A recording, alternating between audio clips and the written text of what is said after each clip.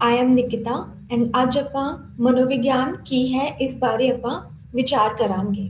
What is psychology and psychology ਦੇ ਵਿੱਚ ਜੋ ਵੀ ਅਲੱਗ-ਅਲੱਗ ਪਰਿਭਾਸ਼ਾ ਆਉਂਦੀਆਂ ਹਨ ਆਪਾਂ ਅੱਜ ਉਹਨਾਂ ਬਾਰੇ ਡਿਸਕਸ ਕਰਾਂਗੇ। ਸੋ ਸਾਈਕੋਲੋਜੀ ਨੂੰ ਸਮਝਣ ਤੋਂ ਪਹਿਲਾਂ ਆਪਾਂ ਨੂੰ ਇਹ ਚੀਜ਼ ਜਾਣਨਾ ਬਹੁਤ ਜ਼ਰੂਰੀ ਹੈ ਕਿ ਸਾਈਕੋਲੋਜੀ ਦੀ ਹਿਸਟਰੀ ਕਿੱਥੋਂ ਹੈ। ਸਾਈਕੋਲੋਜੀ ਨੂੰ ਇੰਡੀਆ ਦੇ ਵਿੱਚ ਆਏ ਹੋਏ ਜ਼ਿਆਦਾ ਟਾਈਮ ਨਹੀਂ ਹੋਇਆ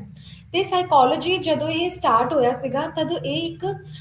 ਬਾਹਰਲਾ ਇੱਕ ਸਬਜੈਕਟ ਸੀਗਾ ਜੋ ਆਪਣੇ ਸੁਸਾਇਟੀ ਦੇ ਵਿੱਚ ਲੈ ਕੇ ਆਂਦਾ ਗਿਆ। ਆਪਣੀ ਸੁਸਾਇਟੀ ਦੇ ਵਿੱਚ ਸਾਈਕੋਲੋਜੀ ਨੂੰ ਐਜ਼ ਅ ਸਾਈਕੋਲੋਜੀ ਨਹੀਂ ਸੀ ਜਾਣਿਆ ਜਾਂਦਾ, ਬਲਕਿ ਸਾਈਕੋਲੋਜੀ ਨੂੰ ਸਪਿਰਿਚੁਅਲਿਟੀ ਦੇ ਬੇਸਿਸ ਤੇ, ਰਿਲੀਜੀਅਨ ਦੇ ਬੇਸਿਸ ਤੇ, ਪੋਜ਼ਿਟਿਵਿਟੀ ਦੇ ਬੇਸਿਸ ਤੇ ਜਾਣਿਆ ਜਾਂਦਾ ਸੀਗਾ।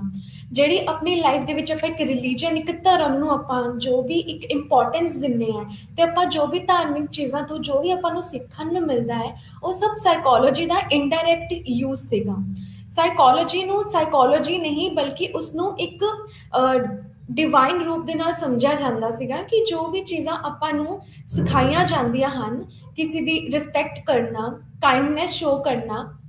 ਤੇ ਕਿਸੇ ਦੇ ਲਈ ਹੈਲਪਫੁਲ ਰਹਿਣਾ, ਇਹ ਸਭ ਸਾਈਕੋਲੋਜੀ ਦਾ ਹੀ ਪਾਰਟ ਹੈ। ਬਟ ਆਪਾਂ ਨੂੰ ਇਸ ਚੀਜ਼ ਦਾ ਮਤਲਬ ਇਹ ਨਹੀਂ ਪਤਾ ਸੀਗਾ ਕਿ ਸਾਈਕੋਲੋਜੀ ਵੀ ਇੱਕ ਨਿਊ ਸਬਜੈਕਟ ਹੈ। ਇਸ ਨੂੰ ਐਜ਼ ਅ ਸਬਜੈਕਟ ਦੇ ਤੌਰ ਤੇ ਨਹੀਂ ਬਲਕਿ ਐਜ਼ ਅ ਲਾਈਫ ਲਰਨਿੰਗ ਦੇ ਲਈ ਦੇਖਿਆ ਜਾਂਦਾ ਸੀਗਾ। ਸਾਈਕੋਲੋਜੀ ਇੱਕ ਬਾਹਰਲਾ ਸਬਜੈਕਟ ਸੀਗਾ ਜੋ ਆਪਣੇ ਇੰਡੀਆ ਦੇ ਵਿੱਚ ਆਇਆ, ਪਰ ਇਸ ਨੂੰ ਜ਼ਿਆਦਾ ਟਾਈਮ ਨਹੀਂ ਹੋਇਆ ਹੈ ਇੰਡੀਆ ਦੇ ਵਿੱਚ ਆਇਆ ਨੂੰ। ਜਿਹੜੇ ਆਪਣੇ ਪੁਰਾਣੇ ਵਿਗਿਆਨਿਕ ਸੀਗੇ ਉਹਨਾਂ ਨੇ ਸਾਈਕੋਲੋਜੀ ਦੀ ਜਗ੍ਹਾ ਜੋ ਵੀ ਆਪਣੇ ਸਪਿਰਿਚੁਅਲਿਟੀ ਨੂੰ ਲੈ ਕੇ ਜੋ ਵੀ ਬੁੱਕਸ ਲਿਖੀਆਂ ਸੀਗੀਆਂ, ਸਪਿਰਿਚੁਅਲਿਟੀ ਦੇ ਬਾਰੇ ਜੋ ਵੀ ਗਿਆਨ ਆਪਾਂ ਨੂੰ ਦਿੱਤਾ ਸੀਗਾ, ਸਾਈਕੋਲੋਜੀ ਉਸ ਦੇ ਨਾਲ ਡਾਇਰੈਕਟਲੀ ਲਿੰਕ ਕਰਦਾ ਸੀਗਾ। ਜਦੋਂ ਪੁਰਾਣੇ ਮਹਾਪੁਰਖ ਜਿਹੜੇ ਮਹਾਵਿਗਿਆਨੀ ਆਏ ਉਹਨਾਂ ਨੇ ਜਿਹੜੀਆਂ ਬੁੱਕਸ, ਗ੍ਰੰਥ, ਪੋਥਲੀਆਂ ਦੇਖੀਆਂ ਤਾਂ ਉਹਨਾਂ ਨੇ ਇਸ ਚੀਜ਼ ਦਾ ਇੱਕ ਅੰਤਰ ਲੱਭਣ ਦੀ ਕੋਸ਼ਿਸ਼ ਕੀਤੀ ਕਿ ਇਸ ਦੋਨਾਂ ਚੀਜ਼ਾਂ ਦੇ ਵਿੱਚ ਅੰਤਰ ਕਿਆ ਹੈ। ਤਾਂ ਉਸ ਤੋਂ ਇਹ ਪਤਾ ਚੱਲਿਆ ਕਿ ਸਾਈਕੋਲੋਜੀ ਕੁਝ ਹੋਰ ਨਹੀਂ ਹੈ ਬਲਕਿ ਜੋ ਵੀ ਆਪਾਂ ਲਾਈਫ ਨੂੰ ਇੱਕ ਜੀਣ ਦਾ ਤਰੀਕਾ ਹੈ, ਆਪਣੀ ਜ਼ਿੰਦਗੀ ਜੀਣ ਦਾ ਇੱਕ ਮਕਸਦ ਹੈ ਤੇ ਆਪਾਂ ਜ਼ਿੰਦਗੀ ਕਿਵੇਂ ਜੀਣੀ ਹੈ ਉਸ ਬਾਰੇ ਸਾਈਕੋਲੋਜੀ ਨੇ ਆਪਾਂ ਨੂੰ ਆ ਕੇ ਸਿਖਾਇਆ ਸੀਗਾ। ਮਨੋਵਿਗਿਆਨ ਦੀ ਪਰਿਭਾਸ਼ਾ ਦੇ ਵਿੱਚ ਵੀ ਬਹੁਤ ਸਾਰੀਆਂ ਚੇਂਜਸ ਆਈਆਂ ਜਦੋਂ ਸਾਈਕੋਲੋਜੀ ਸਬਜੈਕਟ ਸਟਾਰਟ ਹੋਇਆ ਸੀਗਾ। ਇਸ ਨੂੰ ਐਕਸਪਲੇਨ ਕਰਨ ਦੇ ਲਈ ਬਹੁਤ ਅਲੱਗ-ਅਲੱਗ ਤਰੀਕੇ ਦੀਆਂ ਐਗਜ਼ਾਮਪਲਸ ਪੁੱਟ ਇਨ ਕੀਤੀਆਂ ਗਈਆਂ ਸੀਗੀਆਂ, ਇਸ ਦੀਆਂ ਅਲੱਗ-ਅਲੱਗ ਡੈਫੀਨੇਸ਼ਨਸ ਆਈਆਂ ਸੀਗੀਆਂ। ਜਿੰਨੇ ਵੀ ਸਾਈਕੋਲੋਜਿਸਟ ਰਹੇ ਨੇ ਹਰ ਇੱਕ ਦੀ ਆਪਣੀ ਆਪਣੀ ਹੀ ਇੱਕ ਡੈਫੀਨੇਸ਼ਨ ਸੀਗੀ ਸਾਈਕੋਲੋਜੀ ਨੂੰ ਲੈ ਕੇ। ਸਾਈਕੋਲੋਜੀ ਹਰ ਇੱਕ ਲਈ ਇੱਕ ਡਿਫਰੈਂਟ ਮੀਨਿੰਗ ਸੀਗਾ। ਸਭ ਤੋਂ ਪਹਿਲਾਂ ਸਾਈਕੋਲੋਜੀ ਨੂੰ ਇਹ ਸਮਝਿਆ ਗਿਆ ਸੀਗਾ ਕਿ ਸਾਈਕੋਲੋਜੀ ਇੱਕ ਸੋਲ ਦੀ ਸਟੱਡੀ ਹੈ, ਜੋ ਵੀ ਆਪਣੀ ਇੱਕ ਆਤਮਾ ਹੈ, ਆਤਮਾ ਦੇ ਬਾਰੇ ਜੋ ਵੀ ਆਪਾਂ ਸਿੱਖਣ ਨੂੰ ਮਿਲਦਾ ਹੈ ਉਸ ਚੀਜ਼ ਨੂੰ ਸਾਈਕੋਲੋਜੀ ਕਿਹਾ ਜਾਂਦਾ ਹੈ। Psychology was known as a science of soul. ਸਭ ਤੋਂ ਪਹਿਲਾਂ ਇਹ ਇੱਕ ਪਰਿਭਾਸ਼ਾ ਬਣ ਕੇ ਆਈ ਸੀਗੀ ਕਿ ਸਾਈਕੋਲੋਜੀ ਸੋਲ ਦੇ ਉੱਤੇ ਜਿੰਨੀ ਵੀ ਸਟੱਡੀ ਕਰ ਸਕਦੀ ਹੈ ਉਹ ਸਾਈਕੋਲੋਜੀ ਹੈ। ਸੋਲ ਦੇ ਵਿੱਚ ਬਹੁਤ ਸਾਰੇ ਅਲੱਗ-ਅਲੱਗ ਤੱਤ ਆ ਜਾਂਦੇ ਨੇ, ਕਿਵੇਂ ਆਪਾਂ ਬੋਲਦੇ ਹੈ, ਕਿਵੇਂ ਆਪਾਂ ਕੁਝ ਵੀ ਹਰਕਤ, ਐਕਟੀਵਿਟੀ ਕਰਦੇ ਹੈ, ਉਸ ਚੀਜ਼ ਨੂੰ ਐਜ਼ ਅ ਸਾਈਕੋਲੋਜੀ ਸਮਝਿਆ ਗਿਆ ਸੀਗਾ। Psychology as a science of soul ਨੂੰ ਰਿਜੈਕਟ ਕੀਤਾ ਗਿਆ ਕਿਉਂਕਿ ਕਾਫੀ ਸਾਰੇ ਸਾਈਕੋਲੋਜਿਸਟ ਆਏ ਜਿਨ੍ਹਾਂ ਨੇ ਉਸਨੂੰ ਕੰਟਰਾਡਿਕਟ ਕੀਤਾ ਤੇ ਕਿਹਾ ਗਿਆ ਕਿ ਆਪਾਂ ਤਾਂ ਸੋਲ ਨੂੰ ਦੇਖ ਹੀ ਨਹੀਂ ਸਕਦੇ ਹੈਗੇ, ਤੇ ਜੇ ਆਪਾਂ ਸੋਲ ਨੂੰ ਹੀ ਨਹੀਂ ਦੇਖ ਸਕਦੇ ਹੈਗੇ ਤਾਂ ਆਪਾਂ ਇਸ ਚੀਜ਼ ਨੂੰ ਕਿੱਦਾਂ ਮੰਨ ਸਕਦੇ ਹਾਂ ਕਿ ਸਾਈਕੋਲੋਜੀ ਐਗਜ਼ਿਸਟ ਕਰਦੀ ਹੈ। ਤੇ ਇਸ ਚੀਜ਼ ਦੇ ਬਾਰੇ ਬਹੁਤ ਜ਼ਿਆਦਾ ਵਿਵਾਦ ਖੜੇ ਹੋਏ। ਜਿਨ੍ਹਾਂ ਨੇ ਵੀ psychology as a science of soul explain ਕੀਤਾ ਤਾਂ ਉਹਨਾਂ ਦੀ ਇਸ ਐਗਜ਼ਾਮਪਲ ਨੂੰ ਗਲਤ ਸਾਬਿਤ ਕੀਤਾ ਗਿਆ। ਅਲੱਗ-ਅਲੱਗ ਆਬਜੈਕਸ਼ਨਸ ਲਗਾਈਆਂ ਗਈਆਂ ਕਿ ਆਪਾਂ ਸਾਈਕੋਲੋਜੀ ਨੂੰ ਤਾਂ ਪ੍ਰੂਫ ਕਰ ਹੀ ਨਹੀਂ ਸਕਦੇ ਹੈਗੇ ਕਿ ਉਹ ਇੱਕ ਸੋਲ ਦੀ ਸਟੱਡੀ ਹੈ। ਤੇ ਇਸ ਚੀਜ਼ ਨੂੰ ਉਹਨਾਂ ਨੇ ਕਾਫੀ ਸਾਰੇ ਆਬਜੈਕਟੀਫਾਈ ਕੀਤਾ ਗਿਆ ਵਿਦ ਦ ਮੀਨਿੰਗਫੁਲ ਐਗਜ਼ਾਮਪਲਸ ਕਿ ਉਹਨਾਂ ਦੀ ਜਿਹੜੀ ਵੀ ਲਾਈਨ ਸੀਗੀ, ਜੋ ਵੀ ਉਹਨਾਂ ਨੇ ਐਗਜ਼ਾਮਪਲਸ ਪੁੱਟ ਇਨ ਕੀਤੀਆਂ ਉਸ ਚੀਜ਼ ਦੇ ਉੱਤੇ ਕੰਟਰਾਡਿਕਸ਼ਨਸ ਲਗਾਈਆਂ ਗਈਆਂ ਕਿ ਸਾਈਕੋਲੋਜੀ ਨੂੰ ਆਪਾਂ ਐਜ਼ ਅ ਸੋਲ ਨਹੀਂ ਬੋਲ ਸਕਦੇ ਹੈਗੇ ਕਿਉਂਕਿ ਸੋਲ ਨੂੰ ਆਪਾਂ ਨਾ ਦੇਖ ਸਕਦੇ ਹਾਂ, ਨਾ ਮਹਿਸੂਸ ਕਰ ਸਕਦੇ ਹਾਂ, ਨਾ ਫੀਲ ਕਰ ਸਕਦੇ ਹਾਂ, ਨਾ ਉਹਦਾ ਕੋਈ ਕਲਰ ਹੈ। ਇਸ ਚੀਜ਼ ਨੂੰ ਫਿਰ ਆਪਾਂ ਸੋਲ ਨੂੰ ਕਿਵੇਂ ਕਹਿ ਸਕਦੇ ਹਾਂ ਕਿ ਸੋਲ ਐਗਜ਼ਿਸਟ ਕਰਦੀ ਹੈ ਜਾਂ ਨਹੀਂ ਕਰਦੀ। ਤਾਂ ਕਾਫੀ ਜ਼ਿਆਦਾ ਵਿਵਾਦ ਹੋਣ ਤੋਂ ਬਾਅਦ psychology as a science of soul ਨੂੰ ਰਿਜੈਕਟ ਕੀਤਾ ਗਿਆ and psychology as a science of mind ਨੂੰ ਐਕਸਪਲੇਨ ਕੀਤਾ ਗਿਆ ਕਿ ਜੋ ਸਾਈਕੋਲੋਜੀ ਹੈ ਉਹ ਇੱਕ ਮਾਈਂਡ ਦੀ ਸਟੱਡੀ ਹੈ। ਜੋ ਸਾਇੰਸ ਹੈ ਸਾਈਕੋਲੋਜੀ, ਉਹ ਇੱਕ ਮਾਈਂਡ ਦੇ ਬੇਸਿਸ ਤੇ ਚੱਲਦੀ ਹੈ। ਜਿਵੇਂ ਵੀ ਆਪਣਾ ਮਾਈਂਡ ਚੱਲਦਾ ਹੈ, ਉਵੇਂ ਹੀ ਸਾਈਕੋਲੋਜੀ ਗਰੋ ਕਰਦੀ ਹੈ। ਹਰ ਇੱਕ ਇਨਸਾਨ ਦੀ ਸਾਈਕੋਲੋਜੀ ਡਿਫਰੈਂਟ ਹੁੰਦੀ ਹੈ। ਐਂਡ ਸਾਈਕੋਲੋਜੀ ਨੂੰ ਇਸੇ ਤਰੀਕੇ ਦੇ ਨਾਲ ਮਾਈਂਡ ਦੇ ਨਾਲ ਇੰਟਰਪ੍ਰੇਟ ਕੀਤਾ ਗਿਆ ਕਿ ਜੋ ਮਾਈਂਡ ਹੈ, ਜੋ ਵੀ ਆਪਣੇ ਮਾਈਂਡ ਦੇ ਵਿੱਚ ਚੀਜ਼ਾਂ ਚੱਲਦੀਆਂ ਹਨ, ਉਸ ਚੀਜ਼ ਨੂੰ ਸਾਈਕੋਲੋਜੀ ਬੋਲਿਆ ਜਾਂਦਾ ਹੈ। ਪਰ ਅਗੇਨ ਇਸ ਦੇ ਉੱਤੇ ਕੰਟਰਾਡਿਕਸ਼ਨਸ ਲਗਾਈਆਂ ਗਈਆਂ ਕਿ ਆਪਾਂ ਸਾਈਕੋਲੋਜੀ ਨੂੰ as a science of mind ਕਿਵੇਂ ਬੋਲ ਸਕਦੇ ਹਾਂ। ਅਗੇਨ ਮਾਈਂਡ ਆਪਾਂ ਨਹੀਂ ਦੇਖ ਸਕਦੇ ਹੈਗੇ, ਕਿਉਂਕਿ ਮਾਈਂਡ ਬ੍ਰੇਨ ਦਾ ਪਾਰਟ ਨਹੀਂ ਹੈ। ਬ੍ਰੇਨ ਨੂੰ ਆਪਾਂ ਦੇਖ ਸਕਦੇ ਹਾਂ, ਮਹਿਸੂਸ ਕਰ ਸਕਦੇ ਹਾਂ, ਤੇ ਆਪਾਂ ਨੂੰ ਇਹ ਵੀ ਪਤਾ ਹੈ ਕਿ ਆਪਣੇ ਜਿਹੜਾ ਬ੍ਰੇਨ ਦੇ ਅਲੱਗ-ਅਲੱਗ ਜਿਹੜੇ ਪਾਰਟਸ ਨੇ, ਉਹ ਕਿਹੜਾ-ਕਿਹੜਾ ਕੰਮ ਕਰ ਸਕਦੇ ਨੇ। ਹਰ ਇੱਕ ਪਾਰਟ ਦਾ ਅਲੱਗ ਮਹੱਤਵ ਹੁੰਦਾ ਹੈ। ਪਰ ਮਾਈਂਡ ਕਿੱਥੇ ਐਗਜ਼ਿਸਟ ਕਰਦਾ ਹੈ? ਜੇ ਆਪਾਂ ਇੱਕ ਬ੍ਰੇਨ ਦੀ ਸਰਜਰੀ ਕੀਤੀ ਜਾਵੇ ਤਾਂ ਆਪਾਂ ਉਹਦੇ ਵਿੱਚ ਤਾਂ ਮਾਈਂਡ ਨੂੰ ਫਾਈਂਡ ਹੀ ਨਹੀਂ ਕਰ ਸਕਦੇ, ਵੇਅਰ ਇਜ਼ ਮਾਈਂਡ, ਕਿਉਂਕਿ ਬ੍ਰੇਨ ਇੱਕ ਆਬਜੈਕਟ ਹੈ। ਉਸਨੂੰ ਆਪਾਂ ਪ੍ਰੋਵਾਈਡ ਕਰ ਸਕਦੇ ਹਾਂ ਅੰਡਰਸਟੈਂਡਿੰਗ ਦੇ ਨਾਲ ਕਿ ਇਸ ਦੇ ਵਿੱਚ ਕਿਹੜੀ ਚੀਜ਼ ਕਿਆ ਮਹੱਤਵ ਹੈ, ਕਿਹੜੀ ਚੀਜ਼ ਆਪਣੀ ਬੋਡੀ ਦੇ ਨਾਲ ਕਿੱਦਾਂ ਜੁੜੀ ਹੋਈ ਹੈ। ਪਰ ਮਾਈਂਡ ਕਿੱਥੇ ਹੈ, ਇਸ ਚੀਜ਼ ਬਾਰੇ ਕਿਸੇ ਨੂੰ ਕੋਈ ਇੰਨਾ ਜ਼ਿਆਦਾ ਅੰਦਾਜ਼ਾ ਨਹੀਂ ਹੈ। ਹਰ ਕੋਈ ਮਾਈਂਡ ਤੇ ਬ੍ਰੇਨ ਨੂੰ ਇੱਕੋ ਹੀ ਚੀਜ਼ ਸਮਝਦਾ ਹੈ, ਬਲਕਿ ਬ੍ਰੇਨ ਐਂਡ ਮਾਈਂਡ ਦੋਨੋਂ ਡਿਫਰੈਂਟ ਚੀਜ਼ਾਂ ਨੇ। ਮਾਈਂਡ ਆਪਾਂ ਮਨ ਨੂੰ ਬੋਲਦੇ ਹਾਂ, ਪਰ ਜਿਹੜਾ ਬ੍ਰੇਨ ਹੈ ਉਹ ਆਪਣਾ ਦਿਮਾਗ ਹੈ। ਦਿਮਾਗ ਤੇ ਮਨ ਦੋਨੋਂ ਬਹੁਤ ਅਲੱਗ-ਅਲੱਗ ਵਰਡਸ ਨੇ, ਜਿਹਨੂੰ ਆਪਾਂ ਅਕਸਰ ਗਲਤੀ ਦੇ ਨਾਲ ਸੇਮ ਹੀ ਸਮਝ ਜਾਂਦੇ ਹਾਂ ਕਿ ਮੇਰਾ ਮਨ ਚਾਕਲੇਟ ਖਾਣ ਦਾ ਕਰ ਰਿਹਾ ਹੈ ਜਾਂ ਮੇਰਾ ਮਨ ਬਾਹਰ ਘੁੰਮਣ ਜਾਣ ਦਾ ਕਰ ਰਿਹਾ ਹੈ। ਪਰ ਜਿਹੜਾ ਆਪਣਾ ਬ੍ਰੇਨ ਹੈ, ਬ੍ਰੇਨ ਇਹ ਆਪਾਂ ਨੂੰ ਨਹੀਂ ਬੋਲਦਾ ਕਿ ਮੇਰਾ ਦਿਮਾਗ ਇਹ ਕਰਨ ਨੂੰ ਕਹਿ ਰਿਹਾ ਹੈ, ਬਲਕਿ ਜੋ ਆਪਣਾ ਦਿਮਾਗ ਹੈ ਔਰ ਆਪਣਾ ਮਨ ਹੈ, ਦੋਨੋਂ ਅਲੱਗ-ਅਲੱਗ ਵਰਡਸ ਨੇ। ਇਸ ਦੇ ਉੱਤੇ ਵੀ ਕਾਫੀ ਜ਼ਿਆਦਾ ਕੰਟਰਡਿਕਸ਼ਨਸ ਕ੍ਰੀਏਟ ਕੀਤੀਆਂ ਗਈਆਂ ਕਿ ਆਪਾਂ ਮਾਈਂਡ ਨੂੰ ਦੇਖ ਨਹੀਂ ਸਕਦੇ,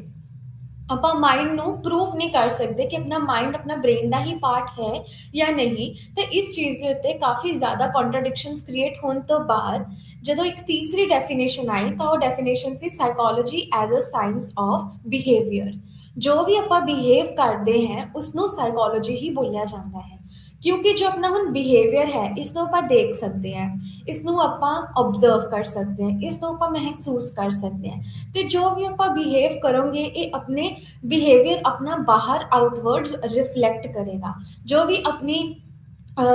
ਸਾਈਕੋਲੋਜੀ ਕਹਿੰਦੀ ਹੈ ਕਿ ਜੋ ਵੀ ਇੱਕ ਇਨਸਾਨ ਬਿਹੇਵ ਕਰਦਾ ਹੈ ਕਿਸੇ ਵੀ ਸਿਚੁਏਸ਼ਨ ਤੇ, ਉਸ ਚੀਜ਼ ਨੂੰ ਸਾਈਕੋਲੋਜੀ ਬੋਲਿਆ ਜਾਂਦਾ ਹੈ। ਆਪਾਂ ਉਸ ਚੀਜ਼ ਨੂੰ, ਬਿਹੇਵੀਅਰ ਨੂੰ ਆਪਾਂ ਓਬਜ਼ਰਵ ਕਰ ਸਕਦੇ ਹਾਂ, ਡਿਫਾਈਨ ਕਰ ਸਕਦੇ ਹਾਂ, ਉਸ ਚੀਜ਼ ਦਾ ਇੱਕ ਮੀਨਿੰਗ ਕੱਢ ਸਕਦੇ ਹੈ, ਉਸਨੂੰ ਡਿਸਕ੍ਰਾਈਬ ਕਰ ਸਕਦੇ ਹਾਂ, ਤੇ ਉਸਨੂੰ ਇੱਕ ਡਿਸਕ੍ਰਿਪਸ਼ਨ ਦੇ ਸਕਦੇ ਹਾਂ ਕਿ ਜੇ ਇਹ ਇੱਕ ਇਨਸਾਨ ਰੋ ਰਿਹਾ ਹੈ ਤਾਂ ਰੋਣ ਦੀ ਵਜ੍ਹਾ ਕਿਆ ਹੋ ਸਕਦੀ ਹੈ, ਜੇ ਇਨਸਾਨ ਹੱਸ ਰਿਹਾ ਤਾਂ ਉਸਦੀ ਵਜ੍ਹਾ ਕਿਆ ਹੋ ਸਕਦੀ ਹੈ, ਜੇ ਇਨਸਾਨ ਕੋਈ ਐਕਟੀਵਿਟੀ ਕਰ ਰਿਹਾ ਹੈ ਤਾਂ ਉਸਦਾ ਰੀਜ਼ਨ ਕਿਆ ਹੋ ਸਕਦਾ ਹੈ। ਕਿਉਂਕਿ ਜੋ ਵੀ ਆਪਾਂ ਓਬਜ਼ਰਵ ਕਰ ਸਕਦੇ ਹਾਂ ਤੇ ਉਸ ਚੀਜ਼ ਨੂੰ ਆਪਾਂ ਪ੍ਰਿਡਿਕਟ ਕਰ ਸਕਦੇ ਹਾਂ, ਉਸੇ ਤੋਂ ਹੀ ਆਪਾਂ ਇਹ ਜਾਣ ਸਕਦੇ ਹਾਂ ਕਿ ਕਿਸੇ ਚੀਜ਼ ਦਾ ਇੱਕ ਮਹੱਤਵ ਕਿਆ ਹੈ। ਤਾਂ ਸਾਈਕੋਲੋਜੀ ਨੂੰ as a science of behaviour ਕਿਹਾ ਗਿਆ ਹੈ, ਤੇ ਸਾਈਕੋਲੋਜੀ ਨੂੰ ਐਜ਼ ਅ ਬਿਹੇਵੀਅਰ ਦੇ ਨਾਮ ਦੇ ਹੀ ਜਾਣਿਆ ਗਿਆ ਕਿ ਜੋ ਵੀ ਇਨਸਾਨ ਜਿੱਦਾਂ ਦਾ ਵੀ ਬਿਹੇਵ ਕਰਦਾ ਹੈ, ਉਹੀ ਸਾਈਕੋਲੋਜੀ ਹੁੰਦੀ ਹੈ। ਸਾਈਕੋਲੋਜੀ ਨੂੰ ਹੁਣ ਬਿਹੇਵੀਅਰ ਦੇ ਨਾਲ ਕਾਫੀ ਦੇਰ ਤੱਕ ਇਸ ਚੀਜ਼ ਤੇ ਚਰਚਾ ਰਹੀ ਕਿ ਸਾਈਕੋਲੋਜੀ ਨੂੰ ਬਿਹੇਵੀਅਰ ਹੀ ਸਮਝਿਆ ਗਿਆ ਕਿ ਜੋ ਵੀ ਆਪਾਂ ਬਿਹੇਵ ਕਰਦੇ ਹਾਂ, ਚਾਹੇ ਆਪਾਂ ਹੱਸਦੇ ਹਾਂ, ਮੁਸਕਰਾਉਂਦੇ ਹਾਂ, ਰੋਂਦੇ ਹਾਂ, ਜਾਂ ਕਿਸੇ ਨੂੰ ਆਪਾਂ ਟੀਸ ਕਰਦੇ ਹਾਂ, ਜਾਂ ਕਿਸੇ ਨੇ ਆਪਾਂ ਕੋਈ ਨਾ ਕੋਈ ਇੱਕ ਹੈਲਪਫੁਲ ਜੈਸਚਰ ਦਿੰਦੇ ਹਾਂ, ਕਿਸੇ ਲਈ ਆਪਾਂ ਕੋਈ ਹੈਲਪ ਕਰਦੇ ਹਾਂ, ਕੋਈ ਐਕਟੀਵਿਟੀ ਕਰਦੇ ਹਾਂ, ਉਹ ਸਭ ਸਾਈਕੋਲੋਜੀ ਦਾ ਪਾਰਟ ਬਣ ਜਾਂਦਾ ਹੈ। ਪਰ ਕਾਫੀ ਦੇਰ ਬਾਅਦ ਇਸ ਚੀਜ਼ ਦੇ ਉੱਤੇ ਵੀ ਆਬਜੈਕਸ਼ਨ ਲਗਾਈ ਗਈ ਕਿ psychology as a science of behaviour ਨਹੀਂ ਹੋ ਸਕਦਾ ਹੈਗਾ, ਕਿਉਂਕਿ ਜੋ ਵੀ ਇੱਕ ਇਨਸਾਨ ਇੱਕ ਬਿਹੇਵੀਅਰ ਜੋ ਵੀ ਸ਼ੋ ਕਰਦਾ ਹੈ, ਜ਼ਰੂਰੀ ਨਹੀਂ ਹੈ ਕਿ ਉਹ ਬਿਹੇਵੀਅਰ ਰਾਈਟ ਹੋਵੇ ਜਾਂ ਜ਼ਰੂਰੀ ਨਹੀਂ ਹੈ ਉਹ ਬਿਹੇਵੀਅਰ ਰੋਂਗ ਹੋਵੇ। ਤੇ ਇੱਕ ਬਿਹੇਵੀਅਰ ਦੇ ਮਾਧਿਅਮ ਤੇ ਆਪਾਂ ਸਿਰਫ ਸਾਈਕੋਲੋਜੀ ਨੂੰ ਨਹੀਂ ਅੰਡਰਸਟੈਂਡ ਕਰ ਸਕਦੇ ਹੈਗੇ, ਕਿਉਂਕਿ ਕਾਫੀ ਟਾਈਮ ਐ ਹੁੰਦਾ ਹੈ ਕਿ ਜੇ ਕੋਈ ਇਨਸਾਨ ਆਪਾਂ ਨੂੰ ਓਬਜ਼ਰਵ ਕਰ ਰਿਹਾ ਹੈ ਤਾਂ ਜ਼ਰੂਰੀ ਨਹੀਂ ਹੈ ਕਿ ਇਨਸਾਨ ਆਪਣਾ ਨੈਚੁਰਲ ਰਿਸਪੌਂਸ ਹੀ ਪ੍ਰੋਡਿਊਸ ਕਰੂਗਾ, ਬਲਕਿ ਇਨਸਾਨ ਕਈ ਵਾਰ ਆਪਣਾ ਉਹ ਬਿਹੇਵੀਅਰ ਨਹੀਂ ਦਿਖਾ ਪਾਉਂਦਾ ਹੈਗਾ ਜੋ ਇਨਸਾਨ ਰਿਐਲਿਟੀ ਦੇ ਵਿੱਚ ਸ਼ੋ ਕਰਨਾ ਚਾਹੁੰਦਾ ਹੈ, ਕਿਉਂਕਿ ਉਸਨੂੰ ਇਸ ਚੀਜ਼ ਦਾ ਅੰਦਾਜ਼ਾ ਹੁੰਦਾ ਹੈ ਕਿ ਕੋਈ ਸਾਹਮਣੇ ਵਾਲਾ ਮੈਨੂੰ ਓਬਜ਼ਰਵ ਕਰ ਰਿਹਾ ਹੈ। ਐਂਡ ਅਕਸਰ ਇਹ ਚੀਜ਼ ਦੇਖੀ ਜਾਂਦੀ ਹੈ, ਜੇ ਇਨਸਾਨ ਨੂੰ ਪਤਾ ਹੋਵੇ ਕਿ ਕੋਈ ਸਾਈਡ ਤੇ ਬੈਠ ਕੇ ਉਸਨੂੰ ਓਬਜ਼ਰਵ ਕਰ ਰਿਹਾ ਹੈ, ਤਾਂ ਆਪਣਾ ਰੀਅਲ ਰਿਸਪੌਂਸ ਜਾਂ ਆਪਣਾ ਜਿਹੜਾ ਇੱਕ ਲੇਮੈਨ ਟਰਮ ਦੇ ਵਿੱਚ ਜੇ ਆਪਾਂ ਕਹੀਏ, ਇੱਕ ਜਿਹੜਾ ਇੱਕ ਨਜ਼ਰੀਆ ਹੈ ਉਹ ਆਪਣਾ ਚੇਂਜ ਕਰ ਲੈਂਦਾ ਆਪਣੇ ਆਪ ਨੂੰ ਰਿਫਲੈਕਟ ਕਰਨ ਦਾ, ਤੇ ਉਹ ਆਪਣੇ ਆਪ ਨੂੰ ਸਿਰਫ ਇੱਕ ਚੰਗਾ ਇਨਸਾਨ ਵਾਂਗ ਹੀ ਰਿਫਲੈਕਟ ਕਰਦਾ ਹੈ। ਜੇ ਆਪਣੇ ਘਰ ਦੇ ਵਿੱਚ ਕੋਈ ਰਿਸ਼ਤੇਦਾਰ ਆਉਂਦੇ ਆ ਤਾਂ ਆਪਾਂ ਉਹਨਾਂ ਅੱਗੇ ਅੱਛੇ ਕੱਪੜੇ ਪਹਿਨ ਕੇ ਰੱਖਦੇ ਆ, ਆਪਣਾ ਘਰ ਸਾਫ਼ ਸਫਾਈ ਕਰਕੇ ਰੱਖਦੇ ਆ, ਤੇ ਆਪਾਂ ਉਹਨਾਂ ਦੇ ਨਾਲ ਖਿੜੇ ਮੱਥੇ ਆਪਾਂ ਉਹਨਾਂ ਦੇ ਨਾਲ ਗੱਲਬਾਤ ਕਰਦੇ ਆ, ਤੇ ਉਹਨਾਂ ਦੇ ਅੱਗੇ ਜੇ ਆਪਣੇ ਕਿਸੇ ਘਰ ਦੇ ਕਿਸੇ ਮੈਂਬਰ ਦੇ ਨਾਲ ਲੜਾਈ ਵੀ ਹੋ ਰੱਖੀ ਹੁੰਦੀ ਹੈ, ਸਟਿਲ ਆਪਾਂ ਉਹਨਾਂ ਦੇ ਅੱਗੇ ਪਿਆਰ ਨਾਲ ਹੀ ਪੇਸ਼ ਆਉਂਦੇ ਆ, ਤਾਂ ਕਿ ਆਪਣੀ ਜੋ ਵੀ ਇੱਕ ਬਿਹੇਵੀਅਰ ਹੈ ਤੇ ਜੋ ਵੀ ਆਪਣੇ ਘਰ ਦੇ ਵਿੱਚ ਰਿਸ਼ਤੇਦਾਰ 1 ਜਾਂ 2 ਦਿਨ ਦੇ ਲਈ ਆਏ ਆ, ਆਪਾਂ ਉਹਨਾਂ ਨੂੰ ਆਪਣੀ ਰੀਅਲ ਸਾਈਡ ਨਹੀਂ ਸ਼ੋ ਕਰਦੇ ਹੈਗੇ, ਕਿਉਂਕਿ ਆਪਣੇ ਦਿਮਾਗ ਦੇ ਵਿੱਚ ਇਸ ਚੀਜ਼ ਦਾ ਅੰਦਾਜ਼ਾ ਹੁੰਦਾ ਹੈ ਕਿ ਜੋ ਵੀ ਆਪਾਂ ਰਿਫਲੈਕਟ ਕਰੋਗੇ ਉਹ ਉਹਨਾਂ ਦੇ